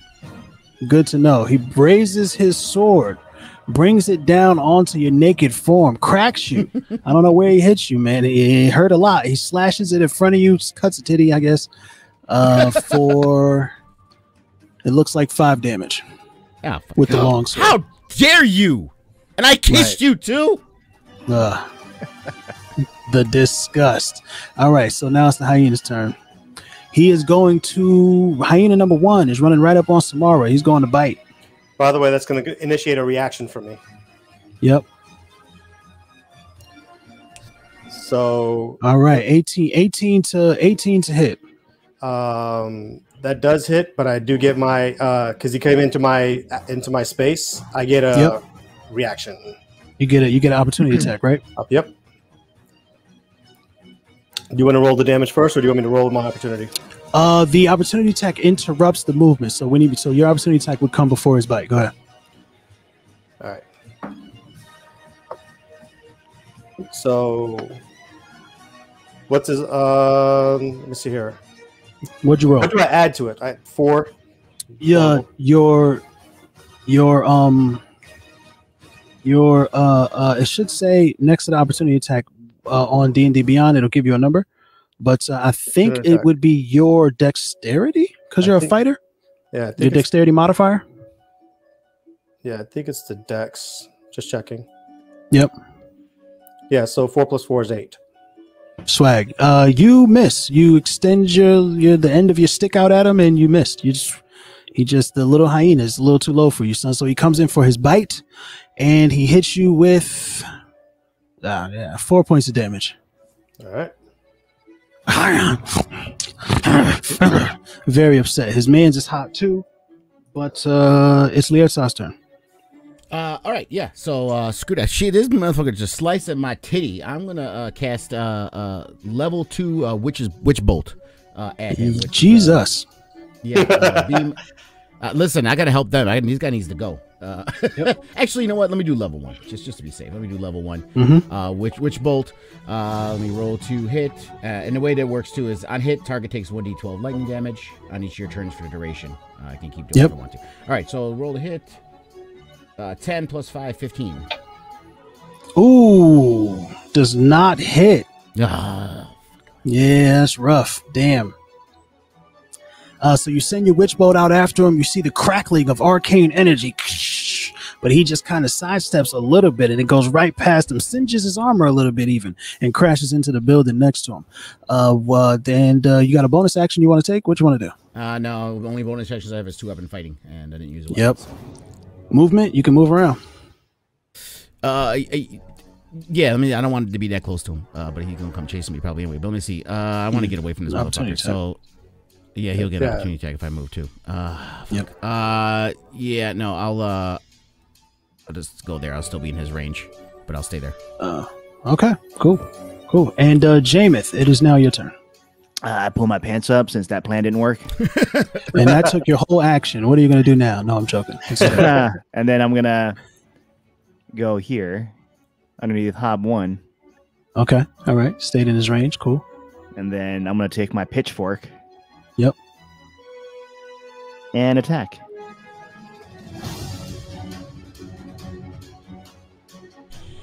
Which I didn't add on here. All I asked you niggas to do was know your character, right? Did I actually? Sorry. No, I'll scold you after the game. Sorry. Let's see. I think it might be the same as the other one, the one I have now. So I'll just use it. What do you have now? What, a hand axe? All right, cool. You use your hand axe. You used your hand axe. There you go. All right.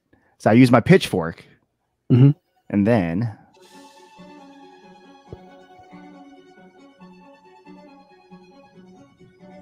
all right, let's roll another for advantage. You have advantage. Why? Because Samara's there. I'm him. So technically, no. No? Yeah, no. Technically, she is one space too far for you to get flanking. Really? Sorry. Yeah, sorry about the size of them. All right, that's tricky. Yeah. All right, so yeah, 15. 15 to hit, miss. My goodness, you guys stink. By the way, I'm going to guess that they are at a 15. We've been tying to these motherfuckers, and we're just going to get that 16. That's what I'm going to guess. That's what I'm going to guess. So now it is Burgo's turn. That is the one who Jameth just attacked. So he's going to attack Jameth because, he tried to attack him. He's going to pull out the long sword, son. He's pulling it, raising it above his head. He's sick of it. He snarls. And he rolls a 14 to hit. Nope. Everybody's missing everybody. Flies right over Jameis' head. Jameis ducks down underneath it, and that is unfortunate. He's uncomfortable with the fact that he just missed, and he wants to get a little bit of flanking going here on Samara, since she's a bigger target. He's going to step outside of Jameis' melee range. Does he want to go for an opportunity attack? Yeah. Please go ahead and roll your opportunity attack. And did he step into mine? He stepped into your range, yes. All right. I'm also going to roll an opportunity. Ah, shit. Forgot about that. Let's go. And so 19. Yeah, 19 hit. Big hit. Roll your damage. Let me know what it is.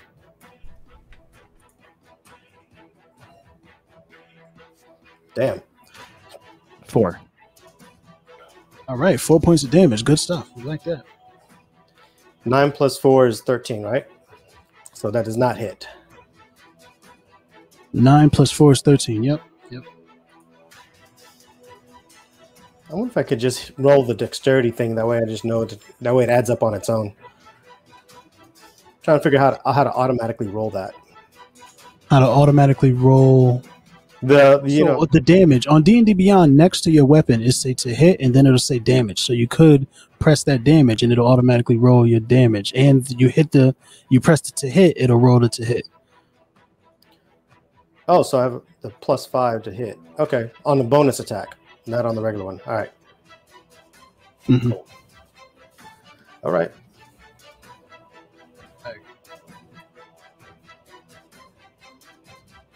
All right, so that was yours. You missed. Jameth did his 4 damage. It is now Dingo's turn. Let me just double check.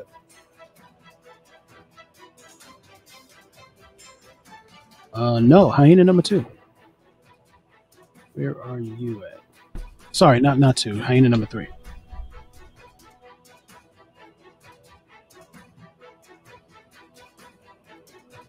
Hyena number 3 is going to. Hyena number 3 is going to run up on Samara. No, hyena number 3 is running up on Letsplay. Letsplay's not here. Damn, that's rough. What was her armor class? She said it was 14. All right, let's see what happens. Oh, he's back, I think. Yep, I'm back. Swag. Letsplay. Hyena number 3 is running up on you. Okay.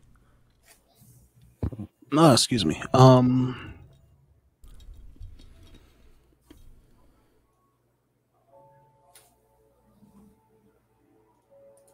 What did I just roll? No, I just rolled the wrong guy. 11 plus 2, 13 to hit. Miss, right? Miss, yeah. Swag. All right, now it is. That was hyena number 3, and now it's hyena number 4's turn. Oh, I've been rolling that wrong. Okay, I got it. Sorry. It's all good. Swag. All right. Hyena number 4 is also going to run up on. Well, let me see here. How much? Oh yeah, no, he's good. Yeah, hyena number 4 is running up on Jameth. Doesn't like him. Had his pants down. Was going to eat some of that good old fashioned sausage. Whoa. He's coming in for the bite attack. 14 plus 2, 16 to hit. That is a hit. All right, good stuff. Rolling the damage here. 3 points of damage. Right on my junk. There you go. Right in that inner thigh. I think he just missed the junk. He comes in, quick little nip, steps back out. All right. Samara's turn. All right. I'm going to go ahead and whip out my glaive and attack the hobgoblin right behind me. He's directly behind me, correct? Yep. All right. So, and I believe you have 10-foot range with the glaive too. So. Yep. So 17 plus 5 is 22. Yeah, big hit. And then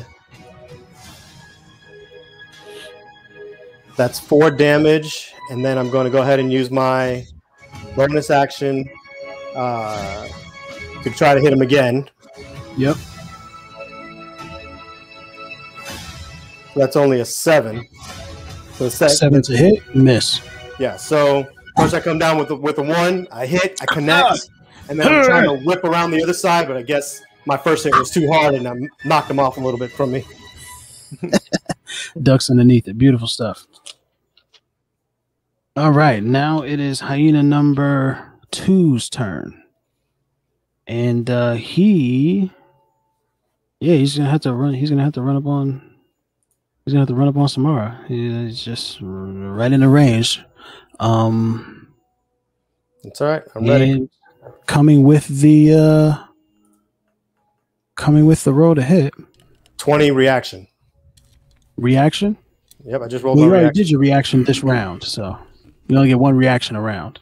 Oh, I thought every time someone came into my range. It triggers and you use your reaction to do it. So you get a movement action, bonus action, reaction for like the turn, and then the reaction is for that whole round, and it triggers. You use your reaction to do it. Can't do it again. Copy. Damn it! Well, the one time I get a 20 on my reaction,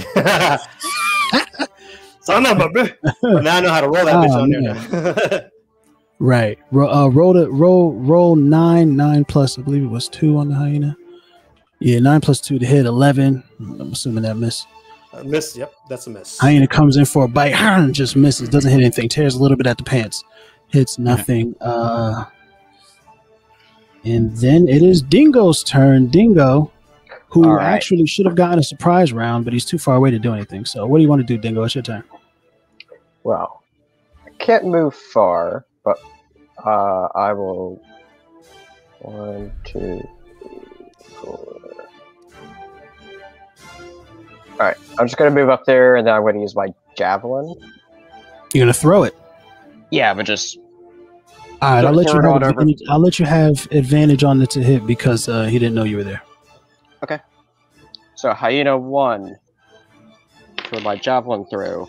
That definitely does not hit because it was a 4 plus whatever I had to it. 5. Yeah, 9. That would have hit. Right.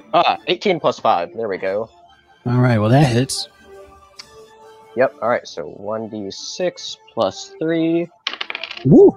6 damage. Ooh, 6 damage on hyena 1. Dead.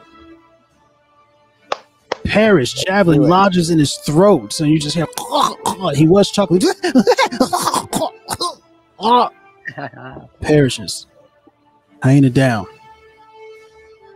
Hyena down. Hyena down. Who was that? That was hyena 1. Jesus. The dogs die quickly. Right. All right.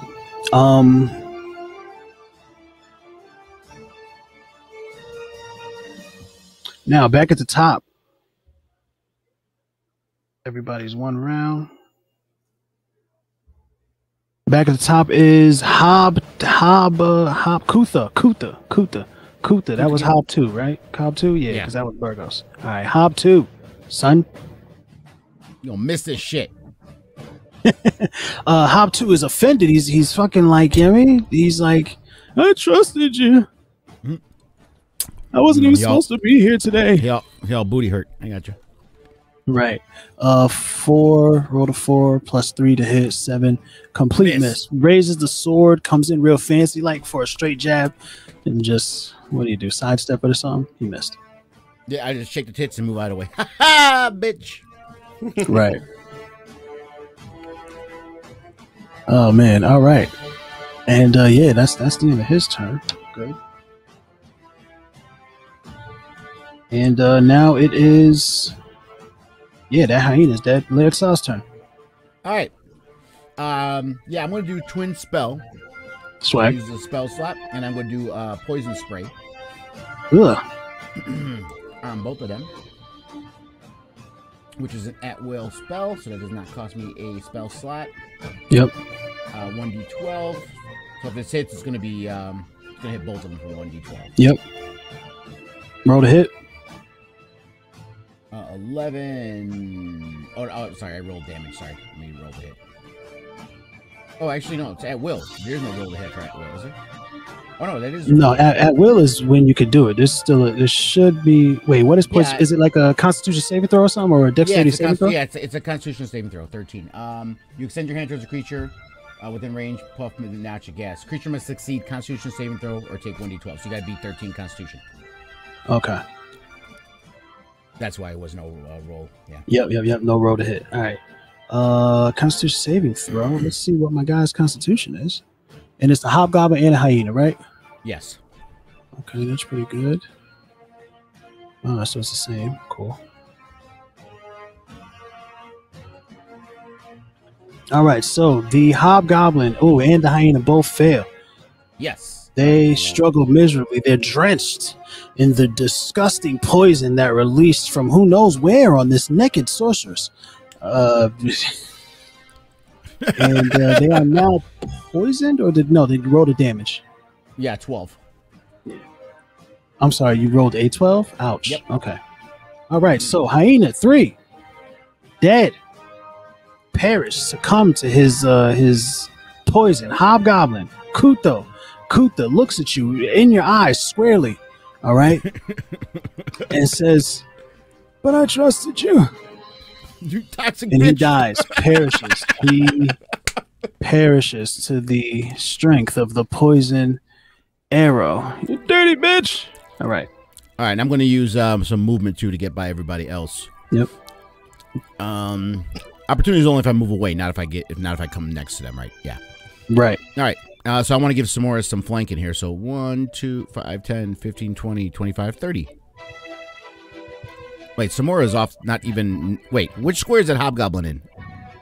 He's on the one with his feet on. If you go here, if you can make it here, that's flanking. Yeah, I can. All right. So good. Yeah, that's what's up. So he's dead. Let's just win Jameth. All right. So I'm gonna take out my shovel. And I'm gonna go. Let's see. Yeah, I'm gonna hit up Hyena 4. Right. So you're hitting Hyena 4 with the shovel.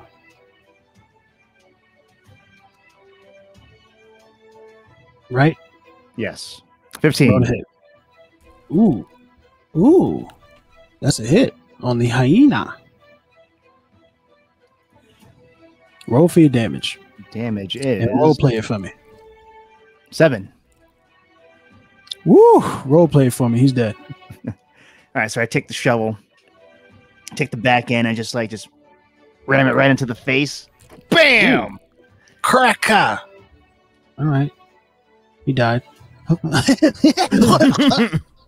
And he's dead. Good stuff there. Perished. That's Jameth. That's it. Ooh, Burgos' turn. Burgos is terrified. His man's just died. 3 hyenas are gone. He doesn't know what to do.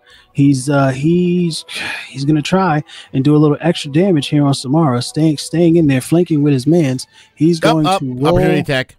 Oh no, Lietza's opportunity attack. Go get it. Yeah, I'll just use well, it's anything I could use, right? Yeah. So I'll just use you can hit him like a melee attack of some sort. It's gotta be melee attack, right? Yeah. So use my daggers. Okay. All right. So I will use my my dagger. Roll the hit there. Yep. 10. That sucks. Hey, complete. Yeah. But I get my reaction again? No, he stayed within your melee range. Okay. Like you have one to use now, but he doesn't trigger it because he's inside it. Got it. He's inside the range. I'm just learning these reactions. Yep. So 16 plus 3 to hit is a 19. 19 on Samara. Does that hit? Yes, it does. Yes. Sorry. Swag. So he hits for 5 points, and because one of his peoples is close to you, because there is flanking, he has martial advantage. He hits for an extra 7 points. So that's 12 points of damage on Samara right now. Oh. Yeah, it comes in with as he steps to the side, brings his long sword, slashing diagonally across you from your shoulder, across your exposed breast, because your plate is still on the floor for some strange reasons, but I didn't count it against your armor class. No, actually, I did say he picked it up. I put it back on. Yeah, when he dropped his pants, I was like, what the hell? Across the armor, crack, hits you with 12 points of damage right there. The Hobgoblin does. These Hobgoblins got things with slicing titties. What do they got against titties? Who knows, man? Who knows? I don't know. It's crazy. These guys are nuts. And it's Samara's turn to respond. I'm going to spin around, and I'm going to chop his head off. Trust me. I like it. First, I got to roll my attack. Yes, you do.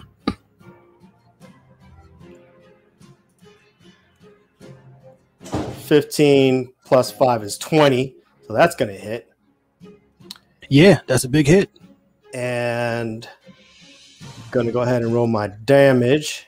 Do it. Which is 9. Ooh. All right, man. Role play it for me.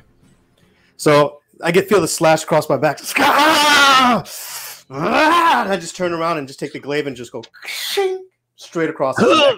I watch his head bounce a couple times off the glaive as it falls and just rains blood on my breast, my chest plate. Now that I've got my breast covered up again. All right. Well, he is dead, so his head did in fact bounce. Bounce off the hyena's head. Boink. Is that hyena within my range still? 10 feet. Yeah, the hyena. Yeah, he's right behind you. Yep. So can I use my bonus action to hit it? Absolutely. So I'm gonna roll my bonus action here real quick, which is 7 to hit. Yeah. That misses. That misses. Okay. So after the head bounces off, I try to take just a threatening jab at it, but it just it moves out of the way. Yeah, Samora, distracted by her own victory and prowess, missed her main attack on the hyena there. It's unfortunate that happened. Dang. Now it's Hyena's turn. Hyena is stressed out. He not enjoy what he just hobgoblin off there. Oh yeah, right. Why he not get dead? Get him out of here, bro. You perished. So perished. I called it too. I Babe Ruth that. Actually, no. So his head going that way. Right? Yeah, this hyena attacked earlier. Nope. Yeah, so that hyena's dead. All right, cool. So this hyena's still alive. Yeah. Dingo's turn. Sorry. All right. I'm gonna run up to that last remaining enemy with pulling out my big rusty great axe, and let's see how it works out. All right. I would go above so you get flanked. Well, it's a hyena. It's probably not going to matter anyway. But if you go above, where was I? I don't know if I have that movement speed. Yeah, I think you do. Yeah. Well, it would be one more move. Where were you? You were here, I believe. Right? You were here when you threw the javelin before 1, 2, 3, 4, 5, 25 feet. Yeah. Oh, okay. That's exactly how I should move then. Yep. All right. Great axe time. A big rusty great axe. All right. 10 plus 15. If I get advantage, I'll see if I roll any better. You said 10? Yeah. What? 10 plus 5. Okay, right. Got you. All right. But my advantage rolled better, so that's now 22. Wow. 22 to hit. You hit. Go ahead and roll for damage. All right. That's gonna be. Take this bitch out. Well, 5 for damage. Big 5 points of damage. Perishes the hyena. Oh man, like a little hyena. The hyena, bro. So now, guys, everything is dead. They did not have the opportunity to alert anybody to what was going on. I'm gonna go running up next to Samora, not yelling because I don't want to alert anybody, but like, what the fuck is your problem? Look at my tit. I had to kiss that ugly ass motherfucker for you guys, and things were going good, and now look at my tit. I bared my breast as well. I figured as a warrior would be honorable. Them itty bitties didn't do shit. I got cut in mine because of you. I'm looking down at my big ass D's behind pecs. They're flattened a little bit because they're behind pecs, but I'm looking at them like, what are you considering itty bitty? But it's okay. I watch wrestling. You got little tits. Get out here. So as the women squabble over bust sizes, we're literally looking at each other's breasts, comparing sizes. Like, what are you talking about? So, straight anime. Ladies, let's get our stuff. Well, I suppose it's time to go continue off our job here, right? Anybody got some salve for my back? Oh, I want to pick up my javelin now through. I want to get that while I'm thinking about it. Did these things have anything on them worth looking through? I mean, Dingo, there's a whole cart here full of fish and stuff. I mean, look at this. Oh, it looks like sausage above the fish. All right. What I'm going to do is I'm going to retrieve my javelin, and then I'm going to walk over and inspect these meats. Now that Lisa has shown me So there are hobgoblins and hyenas obviously still strewn about. I just got rid of them for the thing. You can inspect their bodies. I believe Samara expressed an interest in that. Roll an investigation for me. Dingo, roll an investigation on the meats. Anybody else wants to roll an investigation for something? Yeah, I'll roll investigation on the. I got an 18. Hobgoblins. Cool. Hobgoblin investigation. So you guys want to split a hobgoblin? Which one are you going to take? The one that there was 2 of them. So I rolled 17. I rolled 17 and 18. Cool. So you guys find not very much, maybe 2-3 pieces of gold each. You guys can choose whichever one you want, 2 or 3. It doesn't really make a difference. Both of them did have a single healing potion on them. Yes. Whatever the smallest healing potion is, they both have one because they only had 11 hit points, so they didn't really need a big one. And you can take those. And if you go into D&D Beyond, obviously, yes, I know you're familiar with that. You can go ahead and take care of that. Samara, I don't know if you know enough. You can go into your equipment and you can manage and add, and you can find the potion. If you type in potion in there, you find it. There's no point in me. I see it. I just basically I'm going to down it. So I just need to find out what the effective it is. Swag. So it would be 2d4. Right? It would be 2d4 plus 2. So roll 2d4 plus 2, and that'll be how much you heal. For the D4, there it is. So I need 1, 2, roll those bad boys. So 3 plus 2, 5. Swag. Yeah, go ahead and give yourself your 5 points of health. Cool. And then plus another 2, right? Because there's the 2 D4s being a. Yeah, was it 5? It was total 5. You did the plus. It was 3 plus 2 is what you got. Yeah, it was total 5. And that was the 2 dice, or was it including the 2 that you get? That was the 2 dice. Right. It was a 1. It was a 1 and a 2. It was a 1 and a 3. Okay, all right. Whatever. It came out to 5.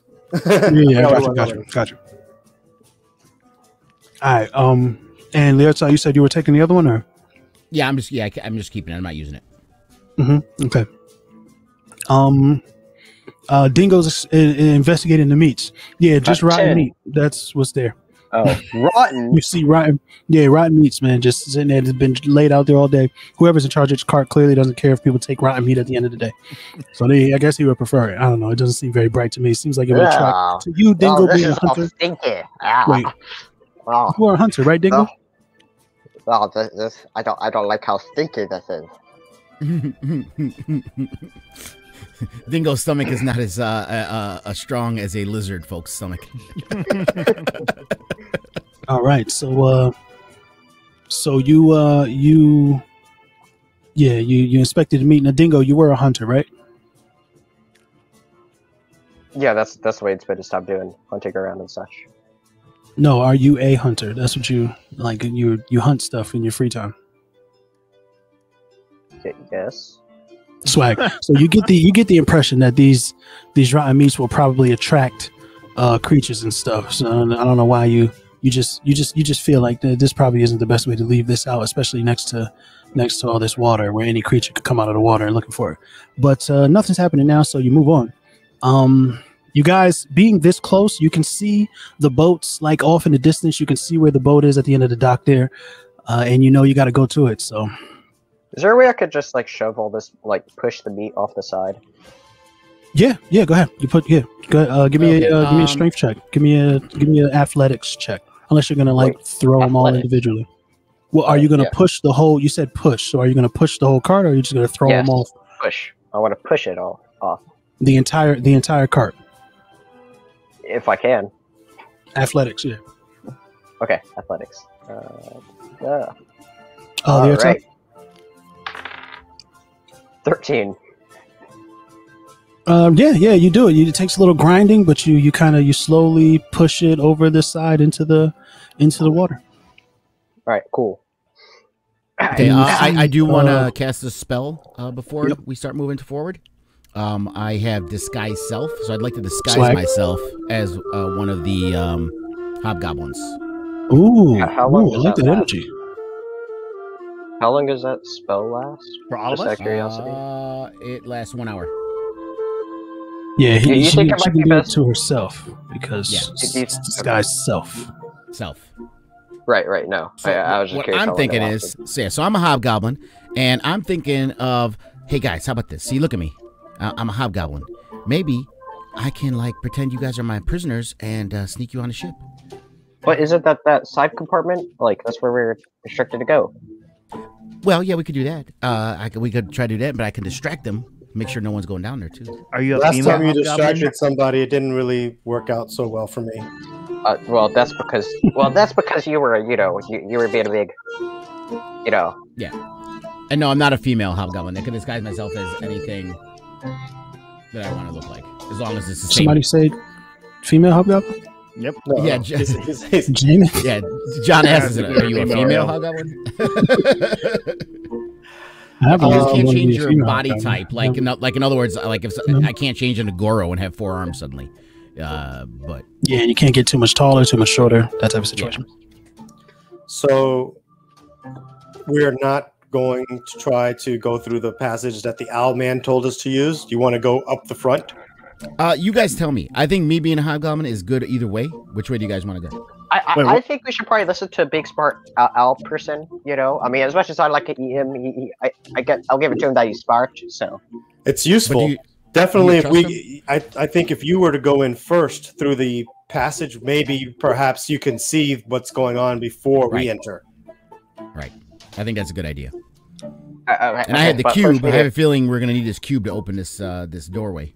Well, let's see if we could just, I don't know, feel around and see if there's a secret way in it first.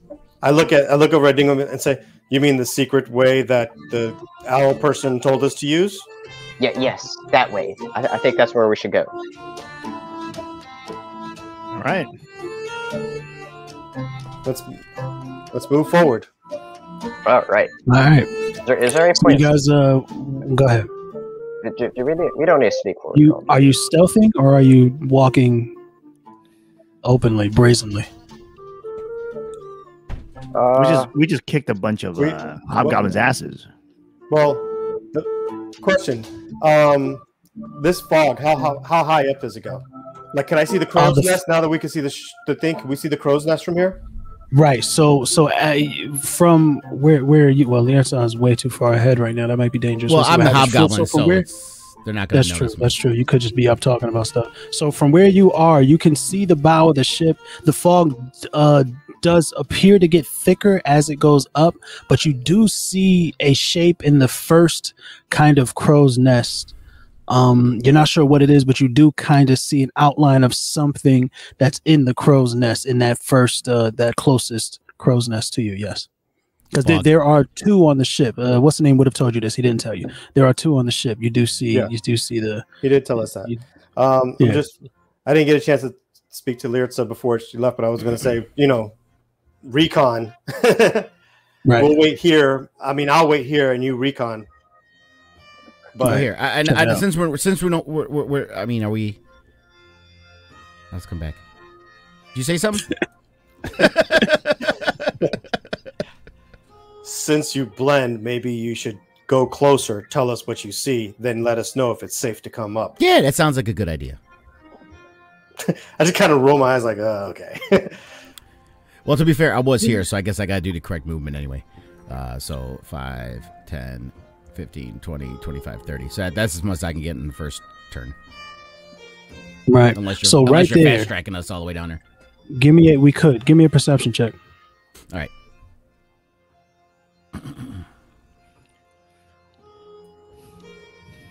And you all can be like right huddled around where she is if you want to. You said 10? 10. Yeah, I want to move a little closer. Yeah, it looks all clear to you. You don't really see. You can still kind of see an outline of something up in the crow's nest, but you're not sure if it's ornamental or if it's a person. You don't know what it is. Right. So are we walking again? Are we walking brazenly up to the ship, or are we fast traveling? Is Leotar going to go do the recon? What are we doing? Yeah, I would wait, guys. Let me get a little bit closer. I agree. Swag, so you can go ahead and walk all the way up to the ship if you want. We're gonna keep doing turns and shit like that. Anybody else going to do anything while she's doing this? I'll just stealth walk. Okay, roll a stealth for me. So Leotar, you're down there. You can see the Aarakocra in the top of the crow's nest. He kind of looks down to you. You clearly appear to be Kuthos, and he just looking for like a okay, all right. All right. So then he kind of gives you like you see him raise his wing hand, and he kind of gives you a thumbs up, like with a nod, like questioning. Everything's good. We're good. Okay. All right. Cool. So all right. So Leah's nods. Sorry, I had my hands on a jug of water. Yeah. I got thumbs up, back up to him. Swag. All right. Cool. So then he continues like looking out. In fact, he gets up and he leaves the crow's nest and he flies toward the back of the boat. The other, which is all the other side. Right. Okay, cool. So then I turn around to everyone, and I go and I give him the thumbs up too. All right. Not to sneak. I could just walk now. Are you sneaking, or because you would have seen the Aarakocra go away. If you had started to walk closer, you would have been closer, so you would have seen the Aarakocra fly away. Yeah. All right. So it's up to you what you want to do, y'all. I'll be right. All right. Everybody's going up to where they're going. All right. Go ahead. Take yourselves up to where you're going. All right. So Up to Lietza. Beautiful. Yeah. And is this door at near the front of the ship? So let me get an investigation. Yeah, if you see the door should be around here somewhere. Right. I'm looking at the. I want to. Who has the map? Do I have the map? Do I just go by memory? Yep. It's it looks like right where door I'm should be around here. Yeah, the door should be around here somewhere. It's in the Discord. Yeah, the door should be around here somewhere. That's all I'm saying. Yep. Oh, wait. The bow is the back of the ship. So who has the best investigation to do this? I guess I'll investigate. Wait, no, the bow is the front of the ship. Oh, the stern is the back. Okay. Yeah. So this looks like about the right area. So yeah, investigation check. Is that what was? Who said? Somebody said they do an investigation. What's up? Me. I will. Swag. Do you really want to do that? Because they didn't say it was magical. They had to detect magic to find the door. Right. I rolled a 20, so I'm confident that there might be something. There you go. Okay. So you're kind of feeling. That 20, but you're feeling around the area of the ship that feels like it's in the right place on the map. From your perspective, it's a fairly crude map, so you're not entirely sure. But then you feel like a handle that you don't see, and you look at your hand, and you see your hand is clearly behind what looks to be an illusion for the covering the what may be the hatch. You're not sure. You feel the handle. You keep feeling. You feel another handle, and you keep feeling, and you feel a third handle. You feel 3 handles in the same spot. You feel a little farther. There doesn't seem to be anything else. So those 3 handles right there is where you are right now. Guys, I feel 3 handles. So maybe if we all pull out a handle at the same time, maybe something will happen. Yeah. Well, hold on. This is supposed to be magical. I don't think we should be yanking on different handles. Well, I mean, let's just lift it first and find out what happens. Listen, the cube we got was abjuration spells. He said the cube is a one-time thing, so let's save it for later. I mean, I found these handles. Let's just pull them. And there's 3 of them, and there's 4 of us.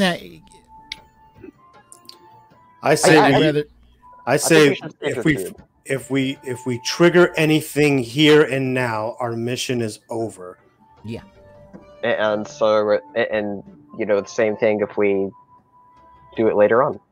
Right. So I don't have to use the cube. I have detect magic myself. I could use my first level spell to detect magic, and we can still save the cube. Yeah. It's very clearly handles here that are hidden. Have you watched any of those stage shows, Dingo? You know, like where people have a couple choices, and if they pick the wrong one, you have not chosen wisely, and bad stuff happens.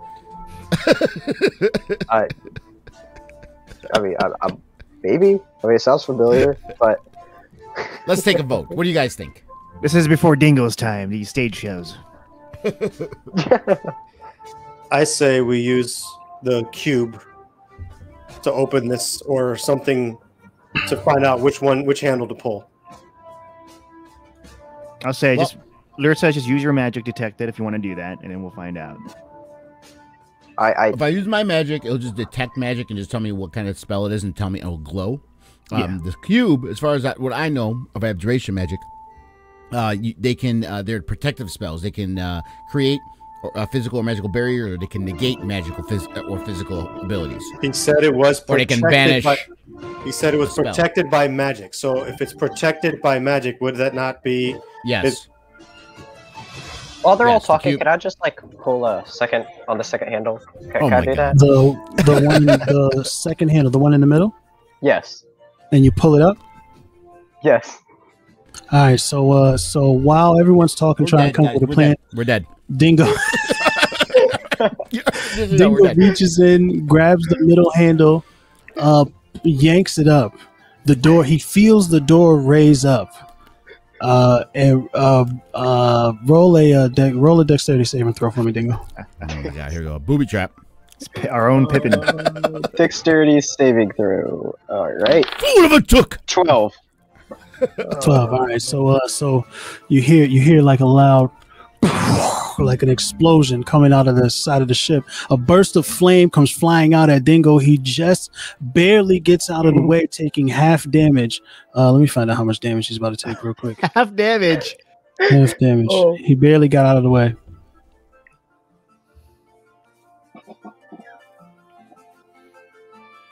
Uh, 10, 14, 14, 7 points of damage he takes. 7 points of fire damage. 7? As a burst of flame comes out. You dummy! And then you hear heavy wing beats coming from over above the ship. Oh, no. Does that mean that the latch is open? Is the hatch open, or did the fire come out of the hatch?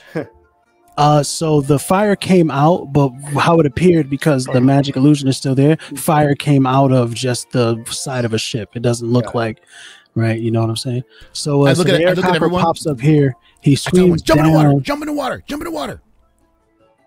I'm telling everyone Do to you jump in the guys water. jump in the water? You know the amount of. Jump in the water! Sure, Jump! Quick! Do you guys jump in the water? I am not jumping in the fuck. I cannot swim. Oh, you can't swim. There may be some ropes dangling off the side of the boat. Right, I could hang off the side. I can get in and hang off of the side. Whatever you do to get off this dock where they can't see you. Yeah, I'll jump off and like swim underneath the dock since I'm like small. You know what I mean? Okay. Again, I am not stealthy. I can get off the side and put myself where there's maybe just barely hands holding under the rope underneath the dock. Okay. That works. And Jameith? What's in the hatch right now? The flame's gone? The flame left, but all you see is the side of the boat, because the magic that was the illusion of a side of the boat is still there. So.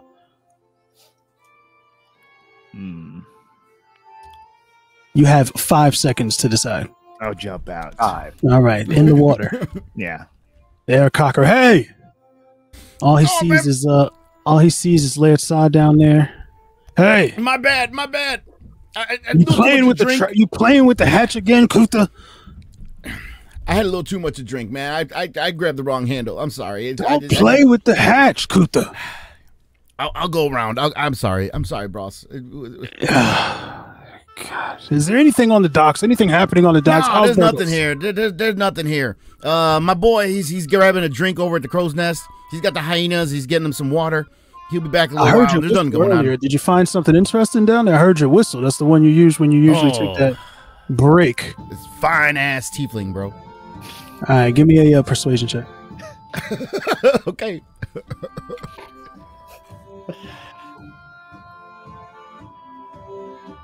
Oh, 7 + 3, 10. Oh man! All right, so he's suspicious. He's like, but he doesn't know if you're lying about the catch, the fine ass tiefling. He doesn't know what you. Just get back on your post. I got you. I'm sorry, but I'm sorry. Jesus. I'm sorry. Oh, and just so you know, I was doing some fishing too. I was about maybe see if I maybe get some fish up here. So if you hear some splashing and stuff, I'm just fishing. So don't worry about it. To your post, Kurta, or I'll have to call Nakar. Okay. That was Kuta. Kuta, whatever his name is. He doesn't care about it. His name is, and then you hear the heavy wing beats kind of fade, and he flies back to the other. He flies back to the other side. Oh boy! You can come up now. All right. Am I even able to climb up with how short I am? And Dingo, don't touch anything. Well, there are posts under the dock. Like it's not just like the dock doesn't, so climb, you can climb up. I'm gonna slowly climb my way up since I'm just short arms and short legs and stuff. Right. Yeah, use your axe to climb up. So you tried the middle handle, right? And fire was released.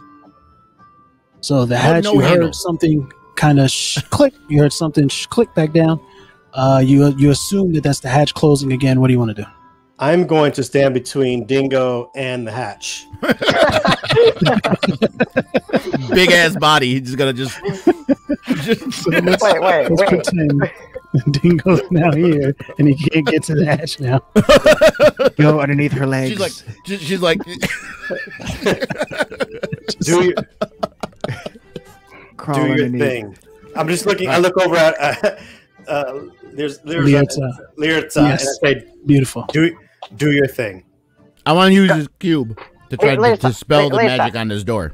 Hey, what? What do you want, Dingo? What do you want? We know there's 3 handles, all right? We know the middle one's not right, so that's a 50-50 chance as far as which one, Samara, is the way in. Can you hold him, please? I'm going to hold him. What's his name? How big is he?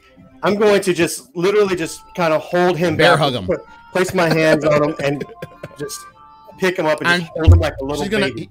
She's gonna Andre the Giant like nerve pinch, right? Yo, Dingo, refresh your page. You get a point of inspiration, Dingo. That's fucking hilarious. Just for that. I loved it. We know that one of them is fire.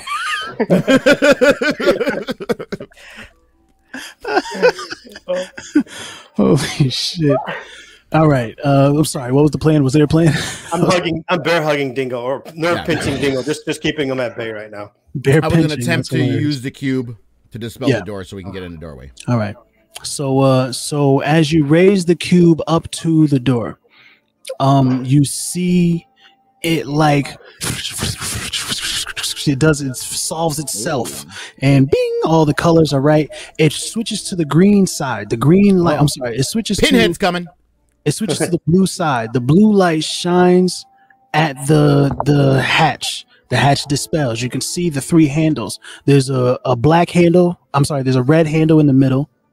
There's a black handle on the right side, and then there's a blue handle on the left. Blue's water. So as the blue light is hitting it, the dispel magic. You see the blue handle, the red handle, and the white handle all light up, and the black handle all light up, and the red and the blue handle disappear, and you just see the black handle there. That's the one. Okay, Dingo. Now, if you want to pull that handle, go ahead. No, which one? The one that the only one that's left. The black. There's only the other 2 are I release. I don't quite release him. I just kind of have my hand on his shoulder and let him get enough range to pull the handle. I'm not quite letting him go. You can let go of me, right? I don't need a babysitter. Not if this handle doesn't work, I'll toss you in the water myself. Right. How you liking them burns, buddy? How you feeling about them burns? You feeling okay? I'm fine. I'm fine. You're fine. A little aloe vera, something to help you out? Or are you good?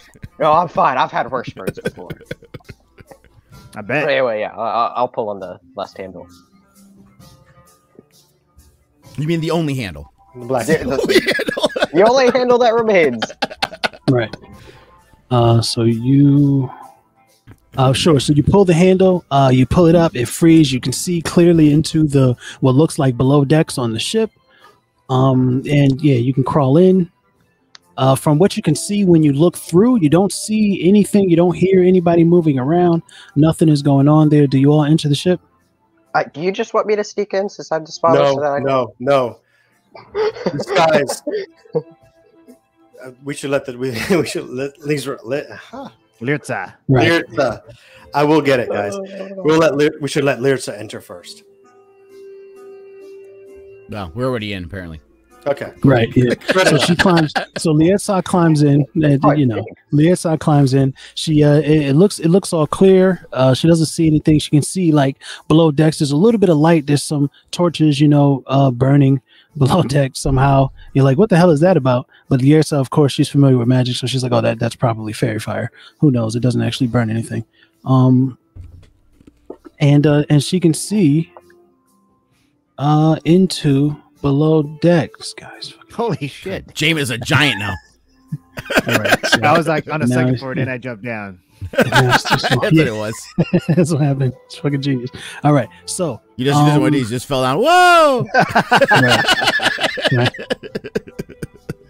So give me a perception check. There, Sauce, since you were the first one in. All right. 18 plus 1, big 19. Ooh. What we got? We got like an hour left. How do you feel? Half hour left? How do you feel? I can go another hour and a half, depending on whatever Cool. else I can do. Everybody? Yeah. Yeah, let's go. All Let's right. do this. All right, let's go. I like it. So you're entering below decks, and you said 18? What'd you say? 18, 19, the plus 1. 19, big 19. All right, so you can see everything. It doesn't seem to be any people around. You hear footsteps up above decks, you know what I'm saying? But you hear the rocking of the boat. You feel the rocking of the boat. You don't see anybody or hear anything in your immediate vicinity. You can see the far wall in front of you guys. It seems to be blocked off. And down this little hallway here, you can see these boxes. Above these boxes, it looks like there are paintings. On the left side, you can see 4 paintings on the left side there. If you want to get a closer look at the paintings, you can walk up there and roll an investigation for me. Anybody who wants to do that. Behind you, you don't see much. You can see that there's stairs leading up. There's some doors on the, behind you guys. And then some stairs leading above decks. Now, in the middle, you can see the big stairs leading above decks as well. If somebody wanted to roll an investigation check at the door leading above decks, you can go ahead and do that too. Who has the best investigation here, by the way? I just rolled a really good roll. I'm not going to trust to do it again. I got +2. I have +2. Let's go. Can I just... hey, I just want to mention, according to this map that I'm looking at, isn't something that we want further that way? And I indicate down towards the southeast, towards the stern of the deck. Right. Below deck. Right. Below deck. Star. Yeah. Oh yeah, all the way on the other end. Isn't that the person who has never left the ship? Is that what that was? So that's where the treasure chest would be. That is also where it is believed that the person who never left the ship is also. Okay. And the way the map reads, and maybe Alberts would have given you this, but you're below deck. You start below decks, obviously. Then you go up the stairs to above decks, and then you go back down the stairs because as you can just see in front of you, there's no way to get to that room beyond the wall there. You have to go above. You have to go up and then back down again. Right. Understood. Okay, I just wanted to mention it to everyone's something we have to go that way eventually. All right. Yeah, let's check out the paintings first. See if that's any clues. Oh, painting. Hey. Yeah. And also the stairs too. You can see as you pass the stairs to go to the paintings, you can see where there should be like a door. Wait, who's going? Jameith, you're going over there? Yeah, I'll go there. You can see there should be like a door, but it looks like a mirror there. I want to follow. I want to follow and see the paintings as well. Yep. Everybody go over to the paintings. Who else? Why are you so big? I don't know. So, what's this staircase right here? Is this what we should be looking at? The staircase, you said? The stair. Yeah, you want to look at the staircase? I'll look at the stairs. There we Cool. go. He's looking at the stairs. Give me an investigation check on the stairs. Yes. And an investigation check. Whoever's looking at the paintings, give me those, and an investigation check on the stairs. So I walk over to the stairs and I look at the stairs and I say, "These look like stairs." Yes. And above me, there's a mirror. And in the mirror, I look at the mirror and go, "I look not as good as usual." I got a 4. I look the mirrors at the top of the stairs. Yeah, instead of where there would be a door that you would open to go above decks, there seems to be a mirror. Who puts a mirror at the top of? Get away! Yeah, exactly. Get away from the stairs. Get away from the stairs. Get the fuck away from the stairs. It's never a good sign. Mirrors, no. Get the hell away from the stairs. Okay, Samara, move. I move away from the stairs. Yes, get away from the stairs. When Samara looked into the mirror, she saw herself, but it appeared as though she was standing on the other side of the mirror, crouched, looking down at her, holding something in her hand. She couldn't really see what it was. It's like another world. And she's like, and with like a little bit of a sneering kind of na boo boo face. Sorceress. You told me to get away. The mirror. I'm gonna walk over to her and be like, "That mirror's broken." Don't look at it again. Don't look at it again. Don't judge me. Don't look at it again. Listen, we got puzzle boxes getting into this ship, and then we got mirrors. No, man, this is horror shit. Get away from the stairs. Don't go there. Can I look at the mirror? Can I look at the mirror? Guys, Dingo, check the paintings. Hold on. Listen to me, please. Understand. The person that runs this ship is a demon from hell. I know these people because look, horns. I'm from this. You're horny. Okay. Mirrors, bad news. All right, stay away from the mirrors. Help us with the painting. All right, so Jameth looks at the painting and he can see paintings. He sees a beautiful painting of what looks like it could have been a terrible battlefield. It's a beautiful painting though, like completely fully captures. You can see another painting which looks like a swamp, beautiful painting of a swamp, and then you see another painting which looks like it could be some kind of dwarven forge in a volcano of some sort. And that's the case. That's what you see with that terrible roll. Dingo, what are you doing? So that's is it the mirror or is it the paintings? What do you want to look at? Yeah, I want to see what I see whenever I look at the mirror. Cool. You walk up to the mirror. You look up at the mirror. We're not gonna keep doing rolls for this. It's the door all over again. Here we go. All right. So you're standing at the stairs, and you're smaller, so you can get up closer. You look up at the mirror. You can see. If you look up at the mirror, you can see yourself standing as though you are on the other side of the mirror, standing on it, looking down, bent over, crouched over, looking down at yourself, holding what could be a black key in your hand and saying, na na na na boo boo, na na na na na la. Like making fun of yourself. You can't hear it, obviously, but it looks like you're making fun of yourself. All right, so I'm gonna, I guess, recon back over to go back over to right by here. I can move myself here. All right, let's go. All right, guys. That mirror. What do you know about these mirrors, Lirta? I saw some weird thing on the other side of that. Maybe you can... I can't know for sure. I could try detect magic. I got one spot left. I can try to detect magic on it, but I'm telling you, mirrors, hell, doorway, bad news. It's just not. It's not. That's my experience. I'm not saying that's what it is, but that's my experience. Is that the only staircase up? There's a picture over there with fire. Well, maybe that was a forge. So if Jameth is still looking at the paintings, and he's getting this feeling like he's drawn to the paintings. There's a fourth painting that he's particularly interested in. It seems to be a beautiful lady dressed in like medic's robes, medic's clothing, and the painting seems to have a banner on it that says Nurse Joy on the end of it, and he's like drawn to it. He feels himself getting pulled into the painting. He feels like if he walks up to it and touches it, that he can go into it. Can we see what's happening? Do we see what's happening? You see him staring at the painting. You can see him kind of transfixed. My hair starts turning spiky. Oh, okay, yeah, no. I run up to his ass. I grab him by the collar. Swag. So you're also in front of the paintings. I'm not looking at it. You are struck with this feeling of being drawn to the paintings. You want desperately to go into these paintings. Roll a wisdom saving throw for me, the both of you, Jameth and God. The one thing I have a minus on. Yep, I got a -1 on that. 13. Okay, I got 13 as well.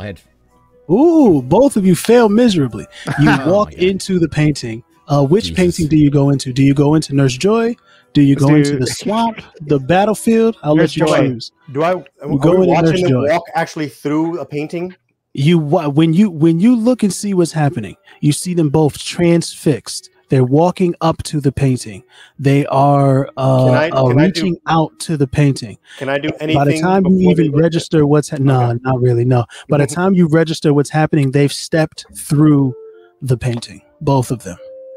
All right. Well, being a demoness from hell, I'm gonna go to the battlefield. Are you confident that you want to not go with the same place that Jameth went into first? I mean, I didn't know I could like make that kind of choice. Like I noticed where he's going. Yeah. So the situation is you're drawn to the paintings. Whichever one you want to go into, you can go into. But okay, well, then I'll go where he goes like, at least, so we can go. Yeah, he was there first, and he was like walking toward Nurse Joy already. So you would kind of be inclined to walk that way. Okay. But if you're really pulled, I mean, you want to roll a die to see if you go to the battlefield. You can go to the battlefield. No, I'll go with him into his painting. So you both zoop, get sucked into the Nurse Joy painting. On the outside of the painting, we haven't gone in yet. Samara and Dingo, you see them both go into the Nurse Joy painting. Samara, what do you think we should do here? They went into paintings. I've never seen such a thing. You know, I've lived in like a forest pretty much my whole life, just hunting animals. This is freaky as shit. I don't like art. Yeah, me neither.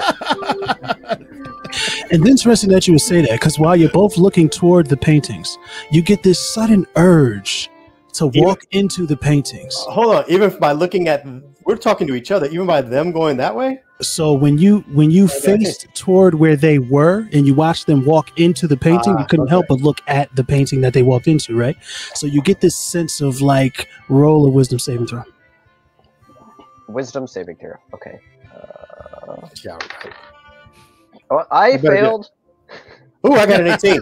18. Ooh, 18. All right. Okay. Cool. Dingo, you go into the painting. You go into the painting, Dingo. You walk right in. And Samara, you're left there by yourself. You succeeded, though. You fought off the urge to go into the painting. So now you're kind of stuck there. For a moment, we're going to go and visit the guys in Nurse Joy's painting. I don't have a painting for this, so sorry. Hello. I haven't seen you here before.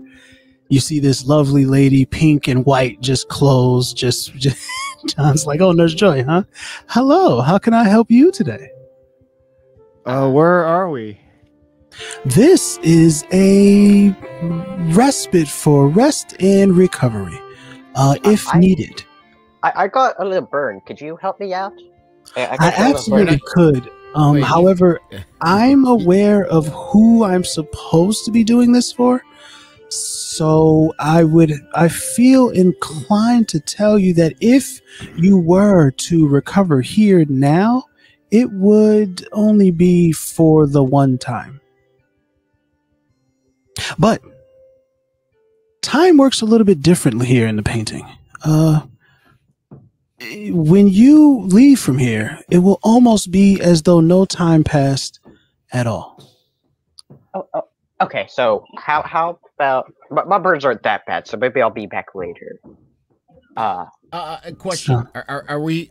I know we were enthralled to go into the painting. Are we still in kind of some state of enthrallment? No. While you're in, as soon as you came into the painting, you walked through, stepped out of the portal, you could kind of get the feeling behind you that there's just empty space behind you. You don't see anything, but it felt like Jello almost when you walked through it. It was like bloom, the space behind you. So yeah, you don't feel enthralled anymore. But now you're just here listening to Nurse Joy. Was that cube a one time? Had one charge? It was done.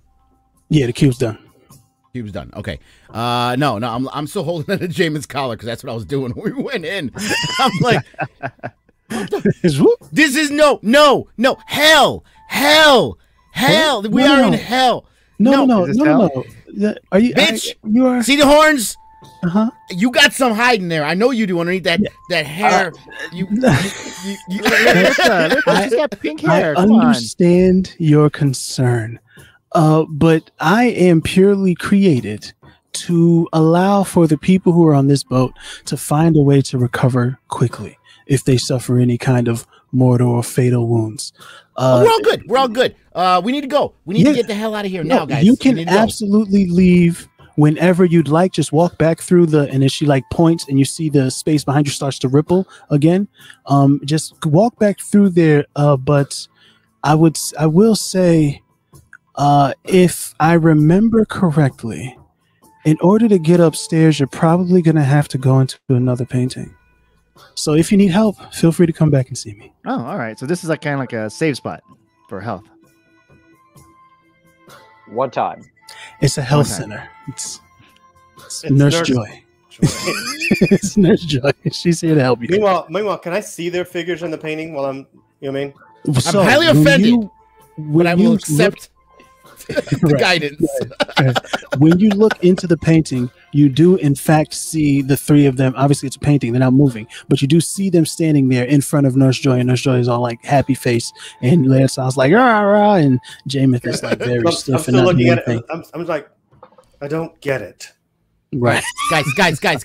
Listen. If you get hurt, you guys want to come back? We can talk about it. Let's go. All right, let's go. Apparently, we got to go into another painting. Feel free to return whenever you like. Yeah, thank you, bitch. Thank you, Nurse Joy. I follow them out. Happy to help. And they all walk back up. Boom, boom. So you're good, right? So she said something about going into another painting. So what if we all just divided and conquered? Don't look at anything. Let's talk about this first before you go into another painting. Okay. You guys look the other way. What happened? So for Samara, it was barely a second of time. But for a second, she saw your painting there. She saw you guys in the painting, and then you all walked right back out. So almost no time has passed. Okay, so time moves slower in that painting. Samara, in that painting, time moves slower. Yes. Samara, you guys were pictures. It looked pretty. It was pretty, right? Yeah, we were entranced. We spoke to the person in the painting, and she said that we might need to go to other paintings. So I'm thinking maybe, what if we divide and conquer into these different paintings? Yeah, I don't think that's smart. What does she say in there? Well, look at who you're speaking to. Anything else of use? No, pretty much that thing is just for us to heal ourselves. The health center. Heal? I could use some healing, and I walk in. Oh my god! Hello. I haven't seen you before. I'm Nurse Joy. I'm happy to help. You said I could heal here? They said I could heal here? Oh, those were your friends? How much time has passed? Time works differently in here. I don't exactly know how long it's been for you since they came and went. Not long. Not long. Oh, so you're all... Very fast. Okay. Yes, I could absolutely heal you if need be, but I gave them the same warning. In order to get upstairs, you're going to probably have to go into another painting. I remember them talking about setting up a way for, only if you don't have the key already, you can get the key. I'm looking around like, you said time different? Yes, time works differently here. So, as far as I know, obviously I've never been outside of the painting. The time in here, time moves faster in here than out there. When you leave here, it will be as though no time passed at all. I'd like to sleep. Do you have a bed? You I need to patch this up. I'll show her my wound. Absolutely. So if I were to heal you, no, I've got my own things. I just need a rest. Well, right, and if you were to rest here, you would be healed, and that would be the one time that you would be able to do that.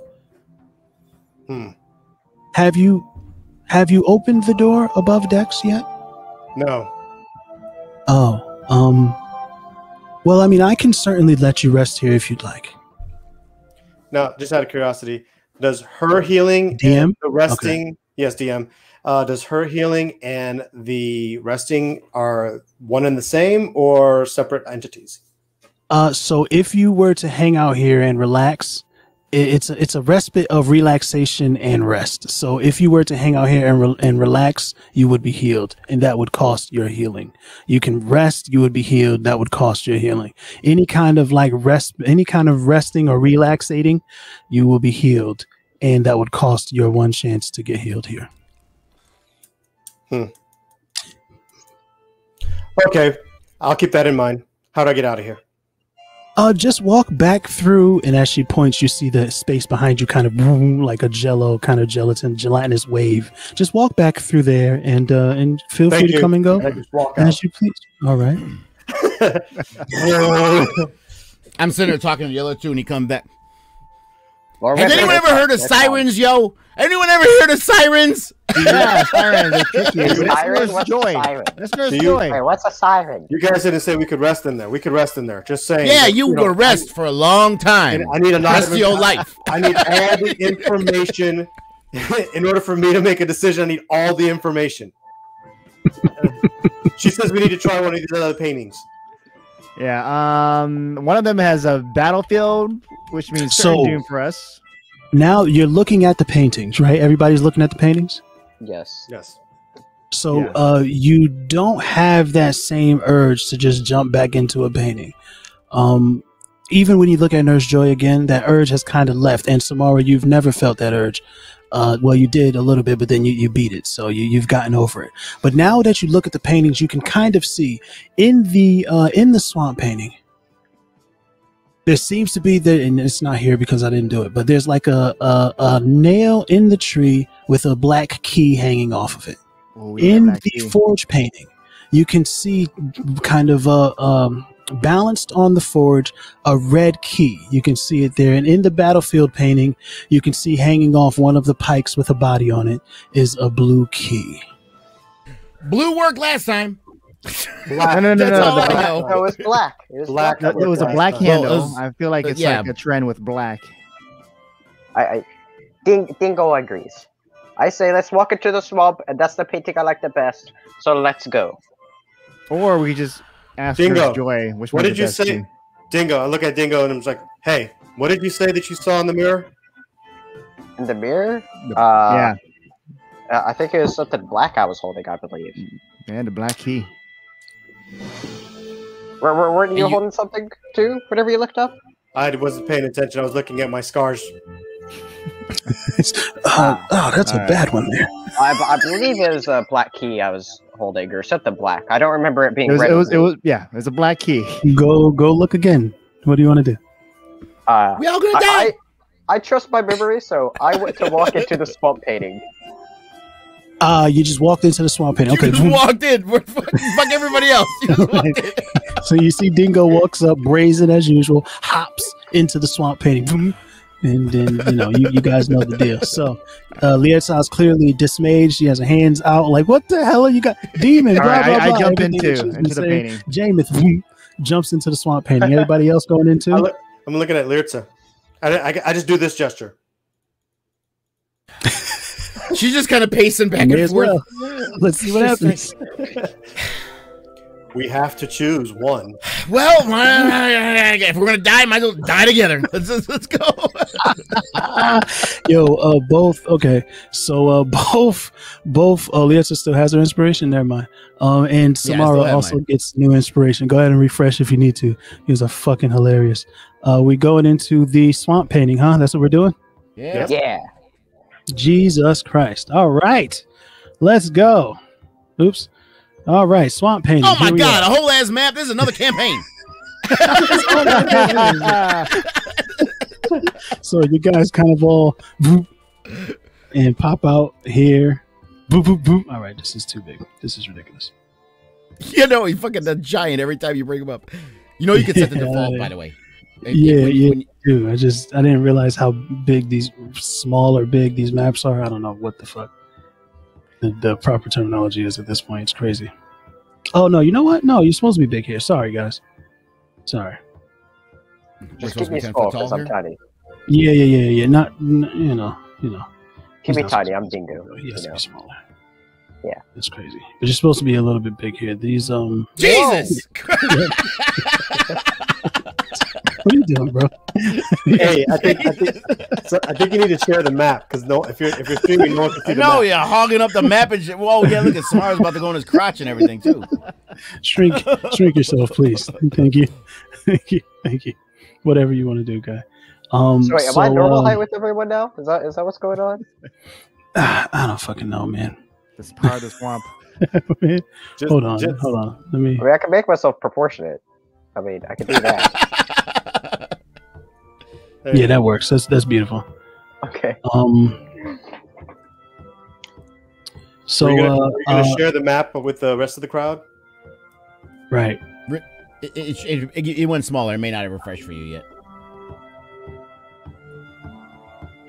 Yep.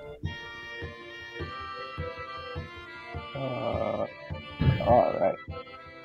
Right. Okay. So you're in the swamp, and you see, you can look around you. You see the swamp is kind of what? Are we not sharing now? Yeah. You're in the swamp. You look around you. You can see the swamp. It's open. It doesn't seem to be anything. You see a giant tree, like a gigantic fallen tree with a big hole on it, and nailed to the tree is the black key. All right. So I assume the tree will pretend. Go ahead. Guys, I assume we just get this key. It will be all good. Wait, where is this tree? Is it the one right in? Right. So I'm gonna use this weird leaf thing and that's a tree. Okay. Big ass tree with a hole in it, and that's where the key is. Yeah. Yeah, right next to that busted up boat. That's great. Sure. Right. All right. Cool. So anybody wants to move forward and grab the key? I feel like it's a trap. I want to. Oh, no. Why would you feel that way? No, I'm gonna cast. How far away are we from it? 5, 10, 15, from 20, 25, from the 35. It's about 440 feet away. Right. All right, so I'm gonna step up 10 feet. Cool. And I'm gonna cast Mage's Hand. Yes, Mage Hand. Love it. Mage Hand, and go up to it with the try to grab the key with Mage's Hand. I like it. So, you send your Mage Hand out 30-foot range, right? You grab the key. You start to lift it off of the nail. Pink. It comes. Give me a sleight of hand, as a matter of fact. Let's just make sure that you're doing this right. 17.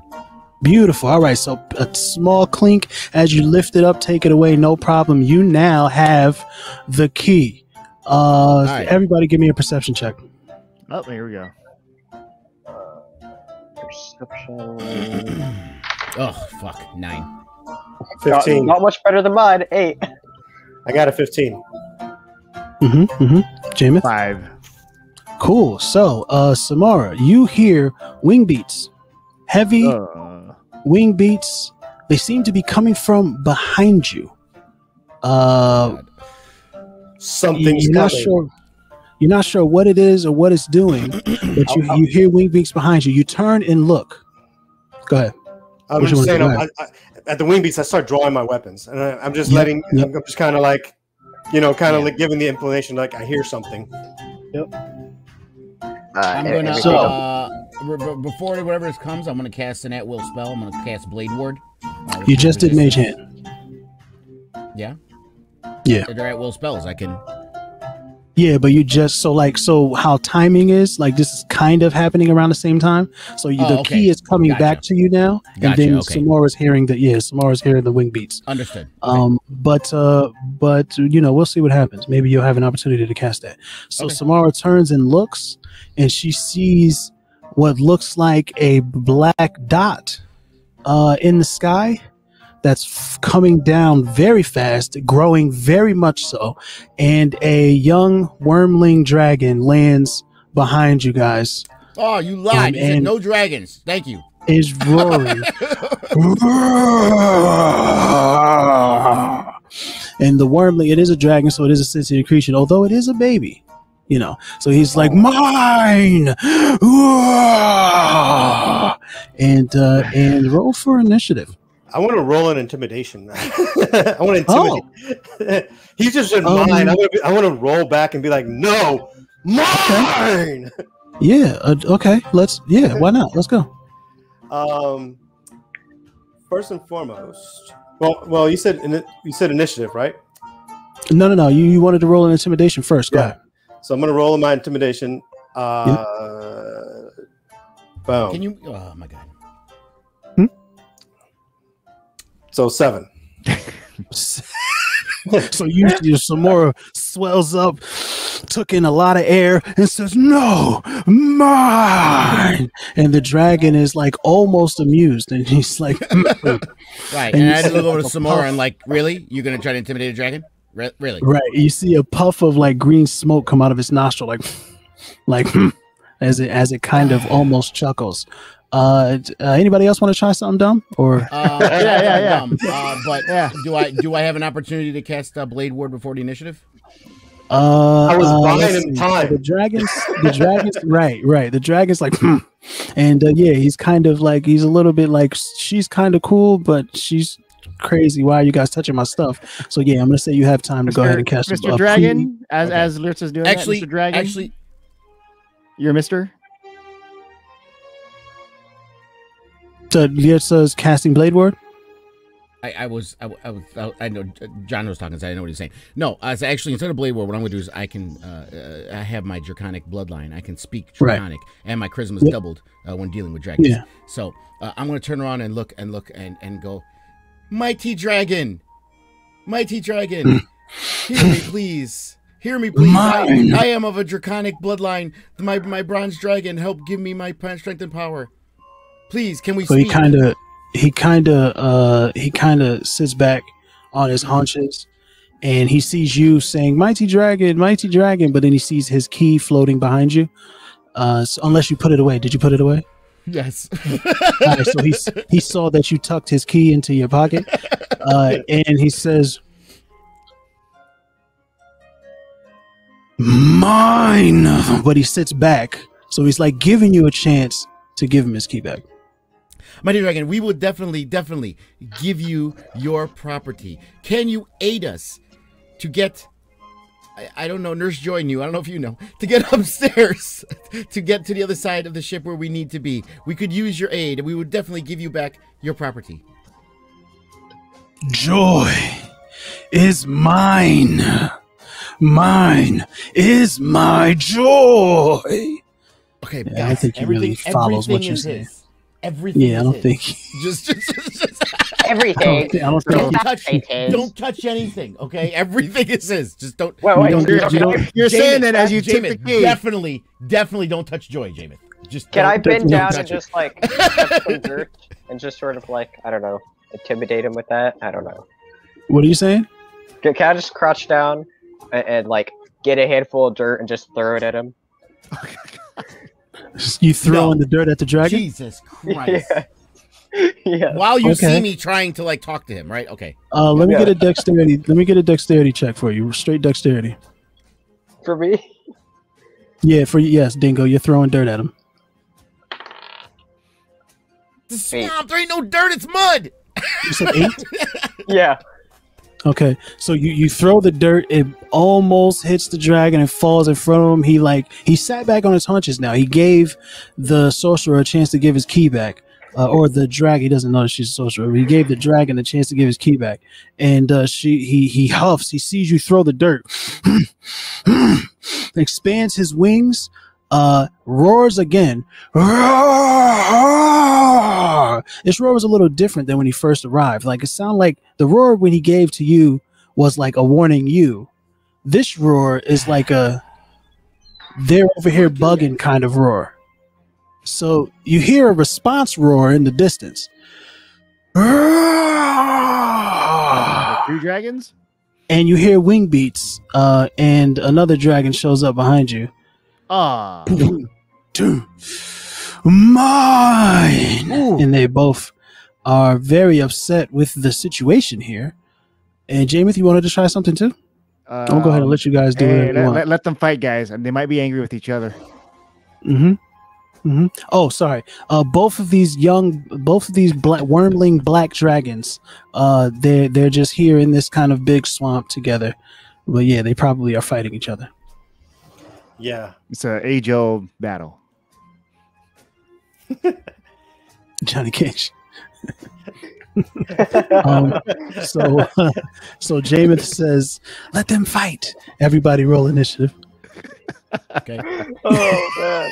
Everybody roll initiative. You got another hour for this, guys? We're at 3. You want to wait? What do you want to do?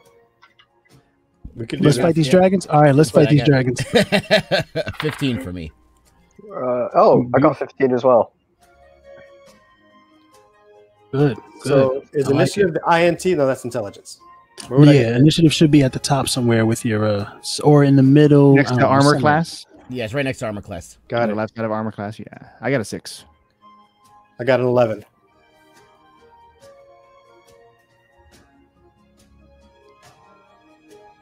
And Letsa and Dingo, y'all both got 15s, right? Which one of you dexterity is higher? Not counting the bonus. No, what is your modifier? Yeah. Well, no, what's your dexterity number straight? Yeah. 15. Yeah, his is higher. Sweet.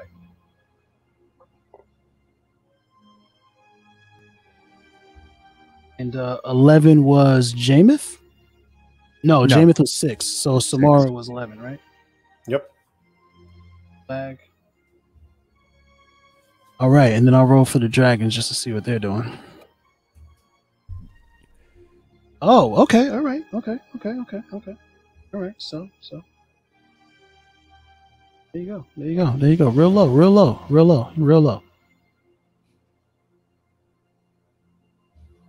Cool. All right. So, Dingo, you're going first. Alrighty. I'm going to take out my big great axe, and I'm going to charge at number 1. And go ahead. Do you think, bro? wait, I could also, let's see, I also have rage. I'm going to use rage. That lasts 10 rounds. And that It lasts for a minute. Is how long of that? Yep. 10 rounds. So you're going rage. Dingo.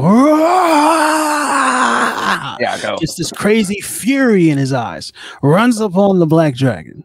Go ahead. Yeah, with the big here, let me actually get up to the dragon. There. The black dragon wormling. Got the first. Yeah. Alright, and so I am going to attack with that great axe. And that's gonna be 15. 15, just miss. You swing your great axe at him. Whew, he just kind of lifts his claw out of the way, puts it back down. It is now Leotzal's turn. And Samara, you're next. I was going to do Blade War, but then I realized it's test with weapons, and these ain't weapons. These are claws and teeth. Well, is it weapons or is it a certain type of damage? It does say resistance against bludgeoning, piercing, slashing damage dealt by weapon attacks. Well, weapon attacks are pretty much anything. So yeah, that might still be useful to you based on how the rules work. A dragon's claws are its weapons. Technically, I mean, yeah. I guess I'm going to cast Blade Ward since Dingus is getting us killed here. So I will. My name's Dingle. All right, she cast Blade Ward, guys. And yeah, and that's pretty much the end of my turn because I don't have any bonus action, anything you want to do? Some movement, maybe? Yeah, I might be moving here. Like away because you're a tiny little sorcerer. Yeah. Well, unfortunately, we're flanked on both sides by dragons here. No, you do what you got to do. So I'm going to go, let's see, 5, 10, 15, 20, 25, 30. I'm going to go over here away from the dragons because I know how dragons are because Dingo's stupid. So being that it's a swamp and you just walk through the water, that's going to be a little difficult terrain. So you could probably get to that first step. You won't be able to make it across to the other bank. There you go. I move over back one. Yep. And Samara, now it's your turn. Question. Can I walk out the painting? You would have to walk past the dragon to do that. Okay, but nothing indicated that the portal is closed, correct? No, so that same space, you can't see it now because the dragon's in the way, but you imagine that it will still look exactly like how it looked in Nurse Joy's painting with the womb when you go over there. Okay. Let me hold on. Let me see if there's a. I don't know. Here's a book. We'll call this the escape. We'll call this the escape. The escape spot. Okay. I almost want to call out. We just got to get past it. Yep. And I want to attack the dragon, but I want to use my trip attack. So okay, sure. Yep. Battle Master, whatever that is. Yep. So first I got a dex save. It will be, but first I will need to do my. I guess I got to hit. First I got to do my. Let me see here. Yeah, you got to hit. You got to hit. I got to hit first. So roll to hit. Let me roll to hit first. So that's 21. Yep. That's a hit. Yeah, that's a hit. And then I get to, let me see here. I get to use one of these bad boys, one of my superiority dice. Yep. Which is you have a D4 8. So let me roll my little D4.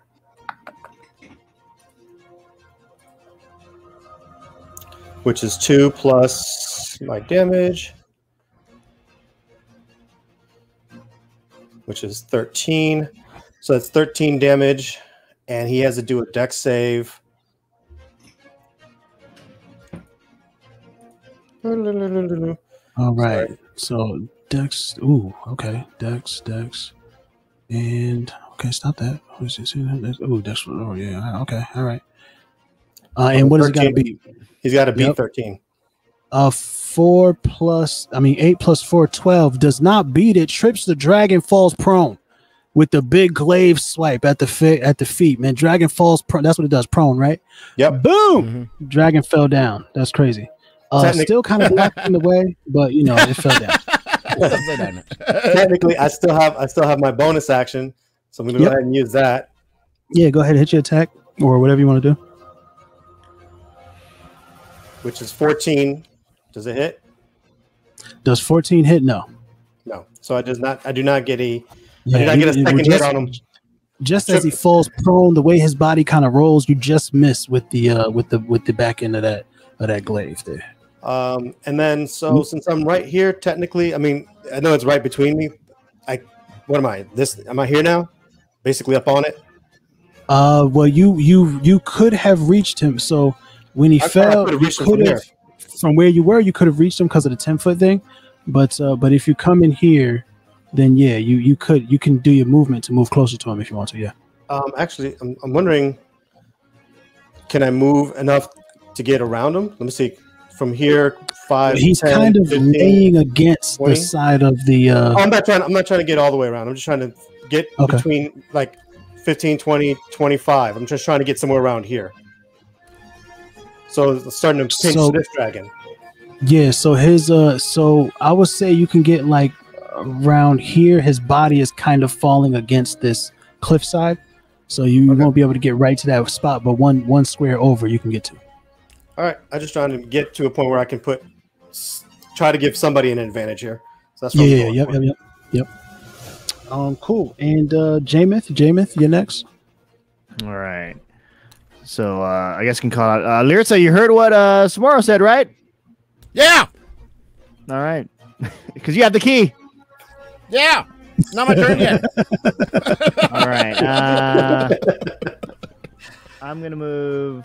Let's see. Oops, not that one.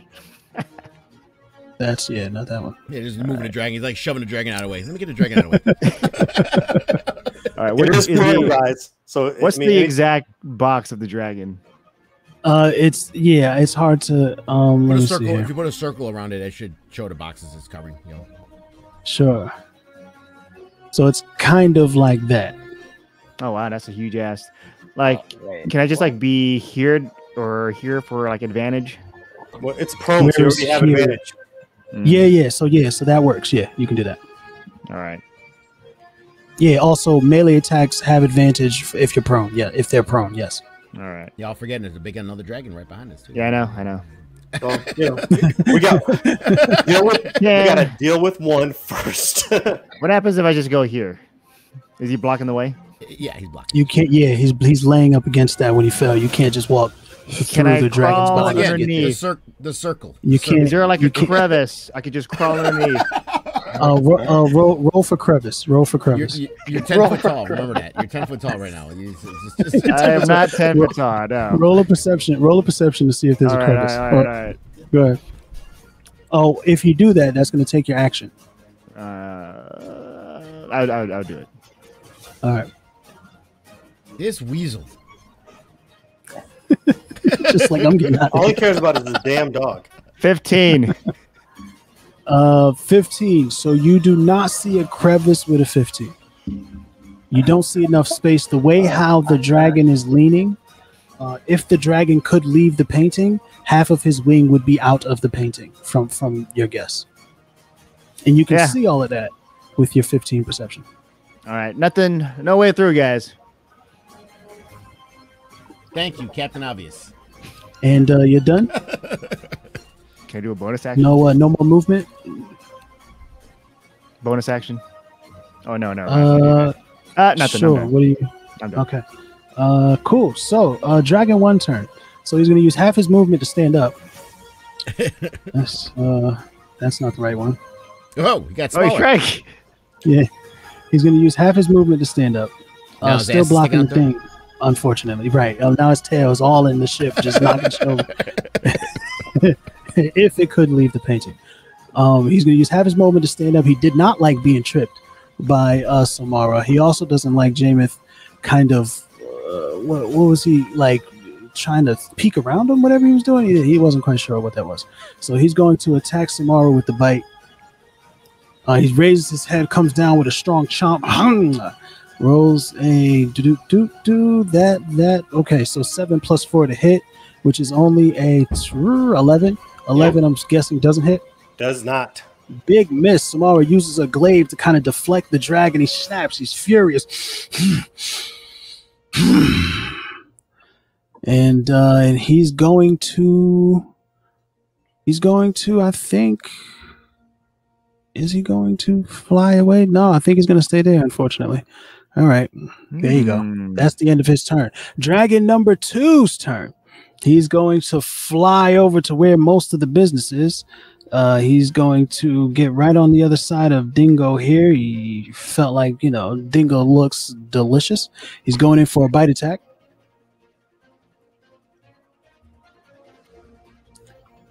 All right. That is 13 + 4, 17 to hit. That hits. Ooh, big bite. Damn, hitting you for 7 damage. Go ahead and take that. All right. Oh, sorry. Hold on. 7 piercing damage. Sorry. And then 2 acid damage. Okay. For a total of 9 of the damages. All right. I just subtracted all the damage stuff. Do we? Wait, what kind of damage? Wait, what kind of damage was it? Wait. There was 7 piercing damage and then 2 acid damage.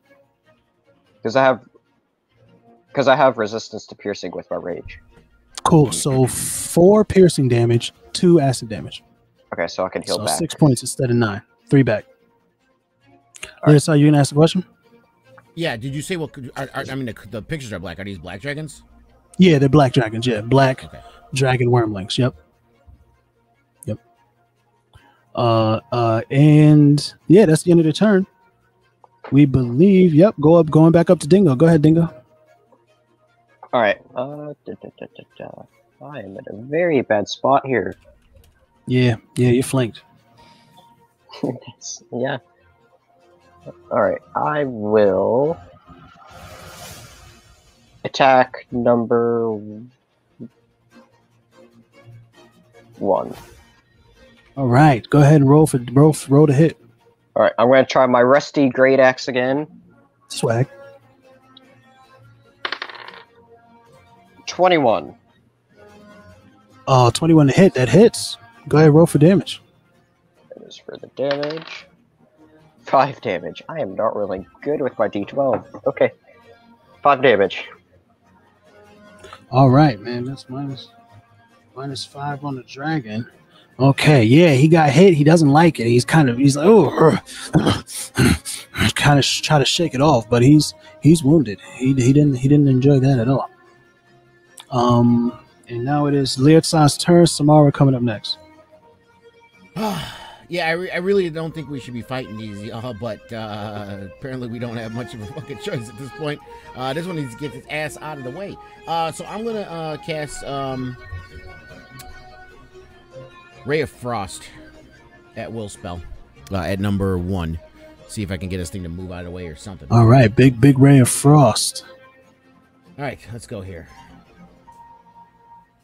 15 + 5, 20 to hit. Yeah, yo. 20 to hit. That hits. Big hit. All right, so she pulls her hands out. frost starts to grow around. It's kind of like Sub-Zero, you know, the frost just kind of grow around her hands. And then she just shoots it out and that's a big old 6 points of damage. All right. Big 6. And that was dragon number 1? Yes. Okay.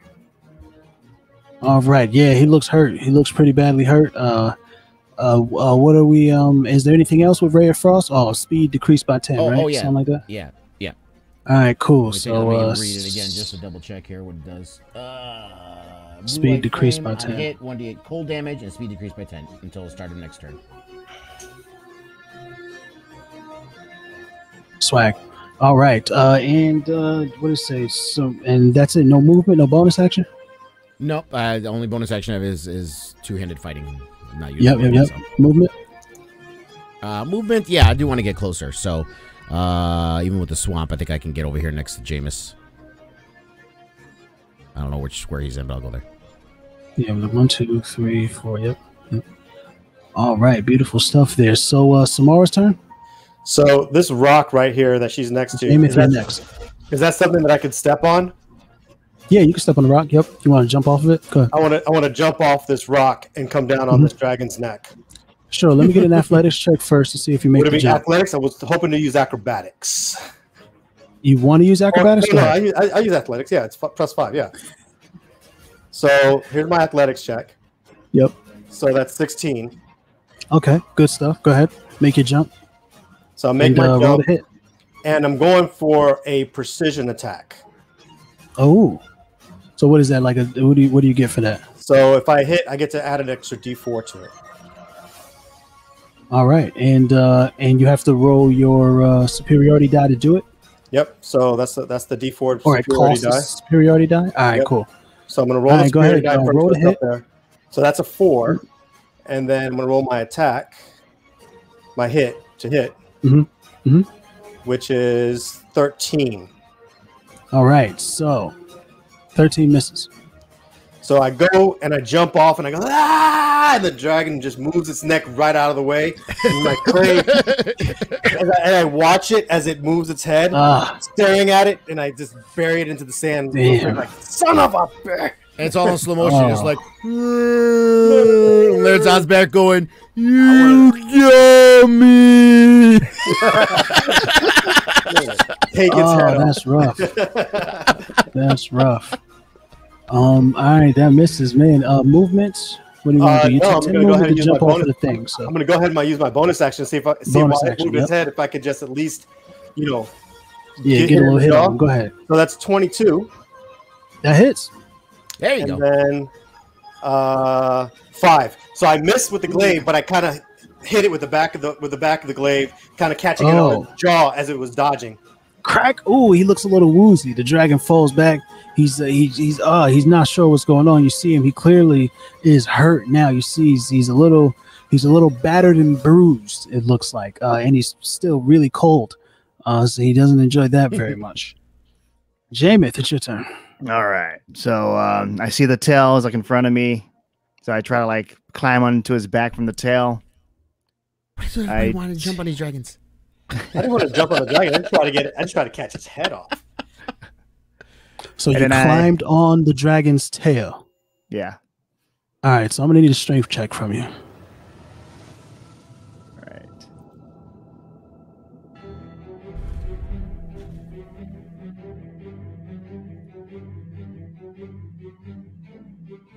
$11. Anyone else worried that the dragon throws you off of his tail. You try to like grab it, and he just kind of flings in your body. He's a small dragon. He's not the biggest dragon, but he's a lot bigger than you and way stronger. So he kind of just flings you off of his tail, and you move back 5 feet. What, lands on me? What the fuck is this? Oh, that way. He just move. He can move back wherever he wants, but he's just 5 feet away from the dragon. So he kind of. All right. I guess he would. Yeah, he would move right there. Yep, that's beautiful. Go ahead. You still have your movement. You can move back. You got 20 feet left, and you can still attack. And all right, move back here. Well, no, I guess you. Trying to climb on the dragon. Well, I won't make it cost you an action. I'll just say you were dumb, and you can attack if you want to. All right, and I will take out my. Let's see, where did it go? Oh, You lost your pitchfork again? It didn't save. What? I tried saving it, but it didn't save. Listen. Yeah. All right, so I take out my pruning shears. What? What is that? What is that? Shovels and pruning shears. What are you using for a pruning shear? A dagger. All right, cool. Let's go.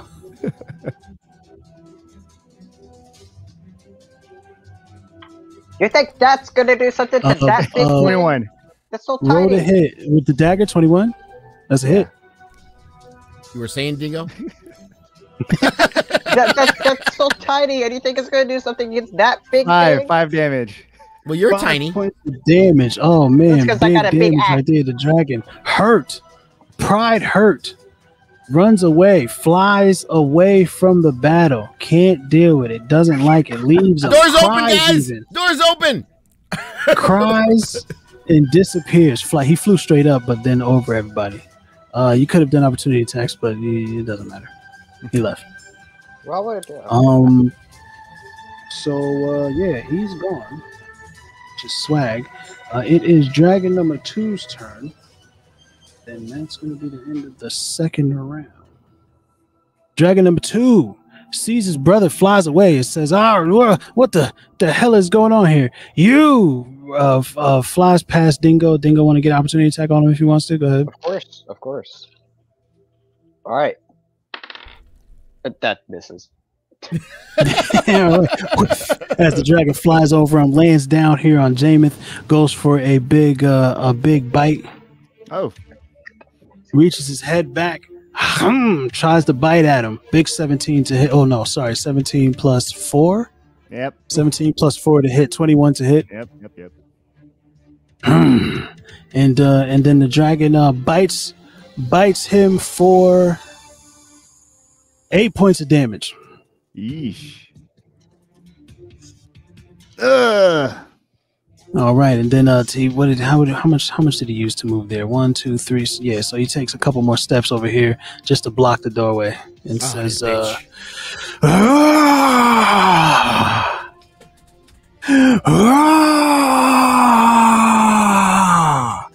then you can hear like heavy wing beats in the distance, like just getting louder. Oh, great. Mama's coming. Come on. Like Really heavy, big quick. wing beats in the distance. Get it out of the way. Get it out of the way. Quickly. And there you go. Now it's Dingo's turn. Oh my gosh. Oh man. This big rusty axe is sort of doing the job. Ain't quite like Daddy, but I guess I'll still get it again with this. All right, go ahead, roll the hit. Hit him with not Daddy. Not Daddy. Hit him in the teeth. Oh, nat 20. Wow. There we go. Hit him in the Natural teeth. 20 with not Daddy. Crit. Hit him in them teeth. We love that energy. Go ahead, roll it up. You'll do. You know what we'll do? It's double damage, but you'll get max on the first set of dice, so that that's what we'll do for crits. All right, so instead of doing like double, your first. What'd you say? I rolled a 12. Cool. So what is that? What's that? 8 plus 4? No, it would have been 12 on the dice. So I guess I would have added the 3 to it. So you had. So you rolled 2 what? I rolled the 12, and then for my second roll, it's a 6. I'm confused. Okay, I rolled the dice twice, right? So your damage dice. Yes. The D12. He rolled So the D12. what I'm saying is you'll get max on one of them, and you'll roll the other one to see what you get. Okay, then I rolled a 12. Is what it. Swag. So you rolled a 12 on your damage dice. Yes. That is correct. So then. No. What's the die that you have to roll to get to do your damage? The D12. I rolled D12 that and got the 12. That's crazy. All right, so 24 points of damage plus your modifier. Yes. You just didn't want to believe it. That was the problem. I didn't. Yeah, no. D12 is a big die. I didn't think he had a D12 to roll on his weapon. That's fucking big as shit. So yeah, 27 points of damage on number 2. Big hits. God damn, son, No, he is maybe I looking. Go ahead. No, I was gonna make a joke. Go ahead. Swag, he is looking incredibly hurt right now. So that was Dingo, and now it's Lietzo's turn. Somalia next. All right, cool. Hit him. What, Dingo? Hit him. I'll fuck him up. Now you fuck him up. I am. I'm gonna hit him with that cold shit again. Fuck that shit. Actually, ooh, no. Yeah, no. Blacks probably have immunity to poison. All right, I'm gonna do cold again. Ray of Frost again. Do a little Sub-Zero on his fucking ass once again. Yeah, do it. Nat 20. Yo! Oh, big natural 20 on the Ray of Frost. Go ahead and roll for damage again. Max on the whatever the first set of dice. You get max on that. I used the dice on here. It gave me a 5 + 2.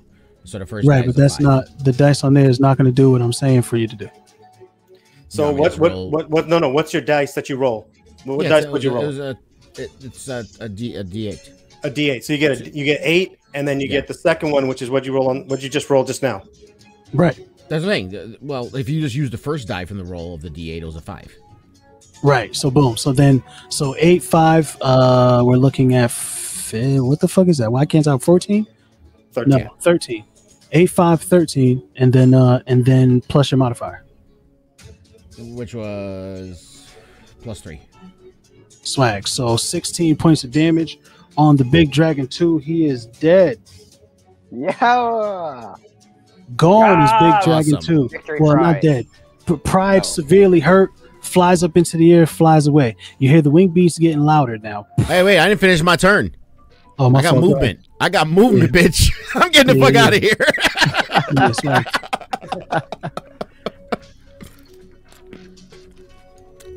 So yeah, I run through the portal. Oh, I like that. I yell at everyone, "Run, bitches!" Lietza's in the portal, and she's gone. Boom. All right. It's Samora's turn now. I listened to her. Boom. You ain't gotta tell me twice. I was technically in a forward like lunging football pose, like ready to rock. I like it. So runs in the portal, boom, disappears. It would have been the dragon's turn, but they're dead. That's the end of the initiative. You guys are free to do as you please. You hear the wing beats. Okay. You hear a loud roar coming from behind you. So, J-Myth, you want to stick around to see what this is? We have the key. No, I do. We'll just see what it is, and at the moment it gets close, we'll just get in. You might just drop on top of the door. Well, we'll stay right by the door, and the moment it gets... Jamin goes, while he's talking, he walks into the door. He's gone. Jamin is gone. Jamin is gone. Jamin disappears. As Dingo's talking, he looks around. Disappears. You see the giant young black dragon flying towards you guys in the sky. Dingo, what are you doing? He pisses his pants as he runs in. And he's gone. All right. Oh shit! No, James came back. Gone. Okay, you guys all back out into the ship. As you're leaving, you hear this gigantic roar.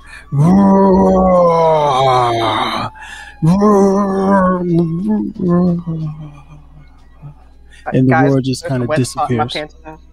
There's a wet spot now. It's quite. There's a big dragon. Had a lot of horns. Oh my gosh. So it's not the boat leaking. Oh no, it was me leaking. All right, man. So you got the key. I'm gonna walk up to the little man and Dingo. That was a good hit back there. And I look down at his pants, like I feel respectful for a second. I look down at his pants and I go, like, almost impressed. That's hilarious. Oh yeah, it hasn't even been an hour yet, so I'm technically still a hobgoblin. Yeah. Yep. So we're below decks. You know, you're looking at the paintings again. You see Now, when you look at the swamp painting, you see a giant young dragon furiously just like, what the hell, what's going on? Obviously, he's posed exactly like this, looking for something in the swamp painting. So, anyone want to go fight that? Hmm. No. No. No, I mean, That's hilarious. It's no. It's a no. It's a no. It's a No. What do no. you mean? We can take that on. I mean, we totally. You guys been doing great so far. Why not go fight a young black dragon and live to tell the tales? I want to get my feet and get off this boat. All right. So, so we have the mirror at the top of the stairs. We got our black key. What do we want to do? I want to perceive and kind of feel. Is there any portholes or anything like that we could look out of? Because I want to see how much time passed while we were in there. So is there any portholes you can look out of? Not here. Okay. A way to perceive time. Yeah, no, not really. I mean, if you go back to the hatch, you can probably look out the hatch and see if there's anything out there. No, I'm good. I'm just because we have no idea how much time passed in there. I mean, I know what game time passed, but I don't know how much time actually passed. Absolutely. Yeah. No, I understand. Again, you take a look out the hatch, see if there's anything going on out there. But and we don't know if it has the same rules as Joy. It could have been longer. It could have been the opposite. Right. Is it something that's easy to just peek out of? Just like lift it up a little bit? If you go, you can stealthily look out the hatch. Absolutely. All right. I want to just go peek out the hatch real quick. Especially from the inside. Cool. Yeah, we don't really need a map for this, right? Go ahead. Yeah. You look out the hatch. Give me a perception check. Try to get a feel for how much time passed. Looking for my perception thing again. Where are you? Performance perception. There you are. Oh, I don't know why you guys have me checking stuff out, but oh well. He needed a perception check just to see where the sun is at in the sky. So it's nighttime. It's nighttime. Okay, it's still night. Hey, it's still dark out. We got time. Right. As far as you can tell, everything still looks the same. It could be night tomorrow. Or night the next day after. Look out. I just tried. It's still nighttime. Right. He's still in the same dock. It could be the 17th, yo. Still at the same dock. Did they restock the raw meats? Right. I'll peek out.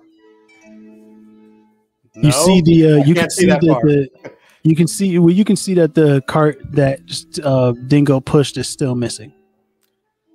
Yes, the cart's still missing. I did something good. Swag. All right, so I guess we got to hop in another painting, guys. Wait, what? Wait, do we? Can we just use the key? Yeah, we got the key. Oh, you think so? Okay, sure. You know what? Go ahead. I'll just over here. I'll wait. Well, here, I'll wait. I'll use the key. I sat down on one of the crates. Go ahead. Well, don't you have the key? Give me You're the one with the key. I just toss the key. All right. I could use the key, or he tossed the key. I don't know whoever. It's just in the air. So who catches it then? It just drops down on the ground. I reach out to grab it. I don't know if anyone else does. No one's going to grab it. It's just on the ground. I want to grab the key. All right.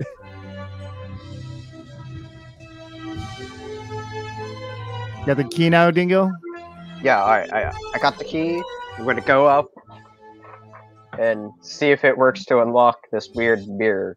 So you walk up and you look up into the mirror. Yes. All right, and you see the you that was down there. He's looking down at you. He's grinning, smirking. He's holding up the key in his right hand, and he's like, man, giving you nana boo boo face. And he's just standing there doing that. That's Show your key. Show your key to him, Dingo. All right, yeah, I show off the key, and then in my other hand, give him the middle finger. So which hand is giving him the middle finger? He hands the key with his right, and then left hand's the middle finger. All right, so roll a left hand saving throw. No, I'm joking. What the hell? The little Dingo standing on the other side of the mirror looks down. He looks like, deflated. He was all proud and haughty, and now he's, man, whatever. You can see him mouth and kind of like turns and walks off diagonally away from the mirror. like out of the frame of what the mirror can see. What do you do? Okay. I guess I'll. Okay. Yeah, now what, smartass? Can you just like push the mirror? You gonna tell the guys what happened? You gonna tell the guys that that's what just happened? I turn around and I yell, "Hey, guys! Did the other me left after I gave him a middle finger and showed him the key? I don't know what any of this means. Should I push on it? What do you think? Yeah, try pushing on it. Push on Do it. we know Okay. what door we're supposed to use this key on? Do we know that, guys? Do we know what door we're supposed to use this key on? Push the mirror. I'll push the mirror. All right, I'll try to push the mirror.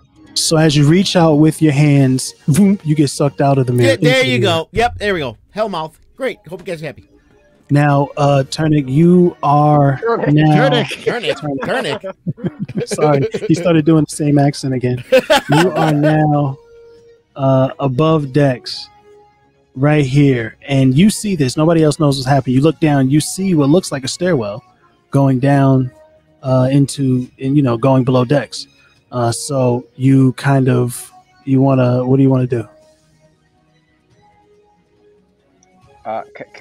Is there where I could go back so I could? Yeah, you can walk back down. You want to walk back down? Yeah.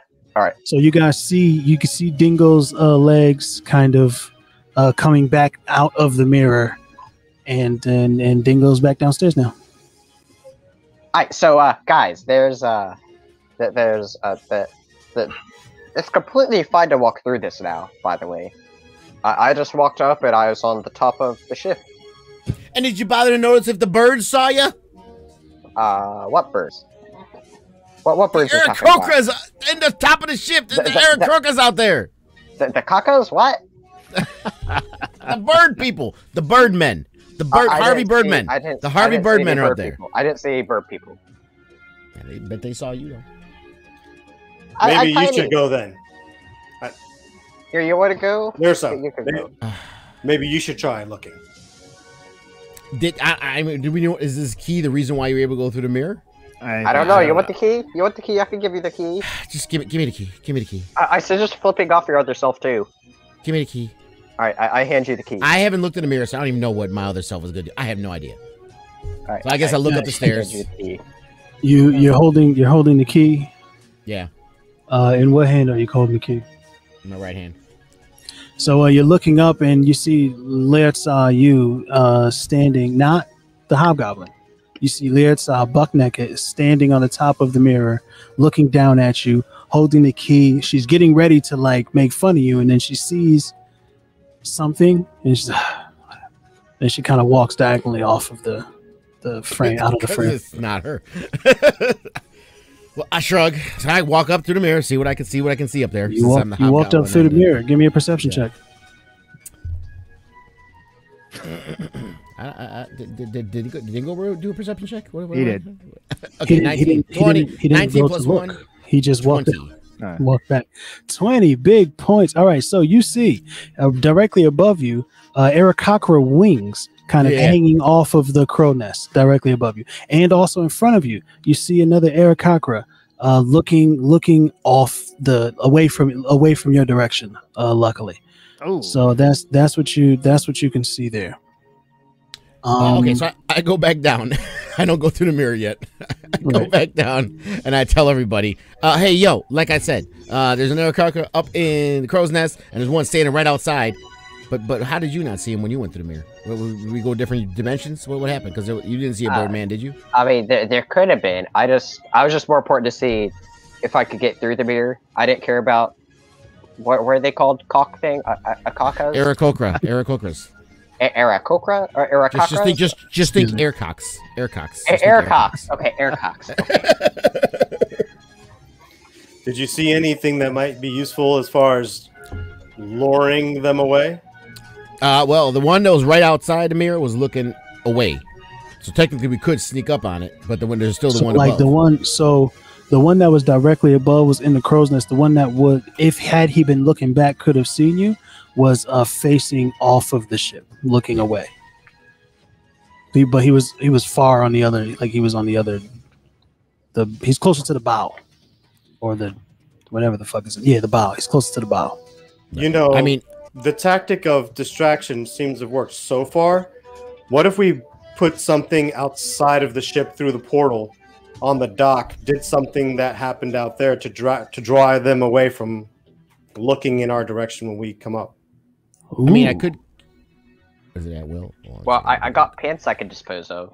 Yeah, I mean, I can cast Mage Hand again and have it, go up and kind of throw something on the other side of the ship, maybe distract them. Ooh. Anything that would get them looking in the other direction and or flying in the other direction would be useful. Yeah. All right. We have access to a portal on the side of the ship that they don't know we can get in and out of, so we can easily put something out there. Yeah, the hand can only carry something smaller than 10 pounds, so it's gotta be something light. Is there anything around here I can have the hand go up there and just toss something to the other side of the ship? You want my pants?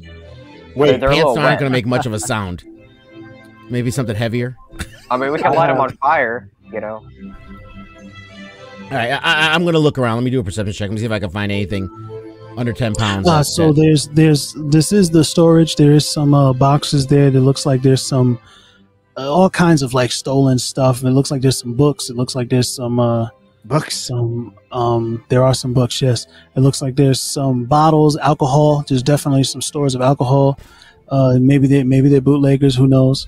There's other paintings, but none of them as alluring as the paintings that you saw there. There's all kinds of like stuff in there that you could probably throw out of the hatch and have make noise on the dock. I do have alchemist supplies. If we can make something like a makeshift Molotov or bomb, maybe we can cause a fire at the end of the dock. Yeah, and then burn the ship down while we're in it. No. I'm talking about something that they can put out fairly quickly. I got PTSD for burning ships. Sorry, I got PTSD for burning ships. I'm just saying something small and distracting in that direction. So something that would cause a small bang or a powder puff or something that we could put in that direction. Yeah, find something. I'll make my hand toss it. So if you're going to use the alchemist tools, I guess the most flammable stuff here would be the alcohol. There is some powder. I mean, it is a ship. There's some gunpowder in the. You would assume that there's some gunpowder in some of the storage space toward the front of the ship. If you were to move down below decks, you may be able to find something down there. But I think maybe we'll figure all that stuff out next time. How you guys feel about just stopping here for now? Yep. Sounds good. Feels good. I gotta go shopping. Feels good. So, yeah. Beat up a couple hobgoblins, some hyenas. Beat up a couple of black dragons, young black wormlings. Hey, you feel good about that? Yeah. Got my titty cut. Got scared by mirrors. I got. Man, I don't trust mirrors. Come on, man. What? Act like you haven't watched no horror movies. Come on. Right. I gotta say, Jameith keeps pulling out tools from farmers. I feel like he's carrying like all these little tools. I'm like, what the hell? Where's he even carrying that thing? It's a fucking shovel, a pitchfork, some shears. He's using an actual weapon stat, but calling it a different item. Right. Awesome. I mean, it makes sense. A shear would cut the same as a dagger would. A shovel would hit the same as a mace would. I mean, I guess. Yeah, indeed it would. Indeed it would, man. So that was a great time, man. Great ride. You guys are fucking hilarious, man. That's it, guys. You saw what happened. Tune in next time to find out if their little Molotov/alchemist cocktail thing will distract the Aarakocra at the top of the ship. Tune in to find out if there's any more deadly traps or dangerous enemies that they may have to face off with. Hint. We look forward to hint. And we look forward to seeing how it goes. In the meantime, peace. I'm just gonna bye. It was a pleasure. Peace. Love. Everybody say peace. Titties.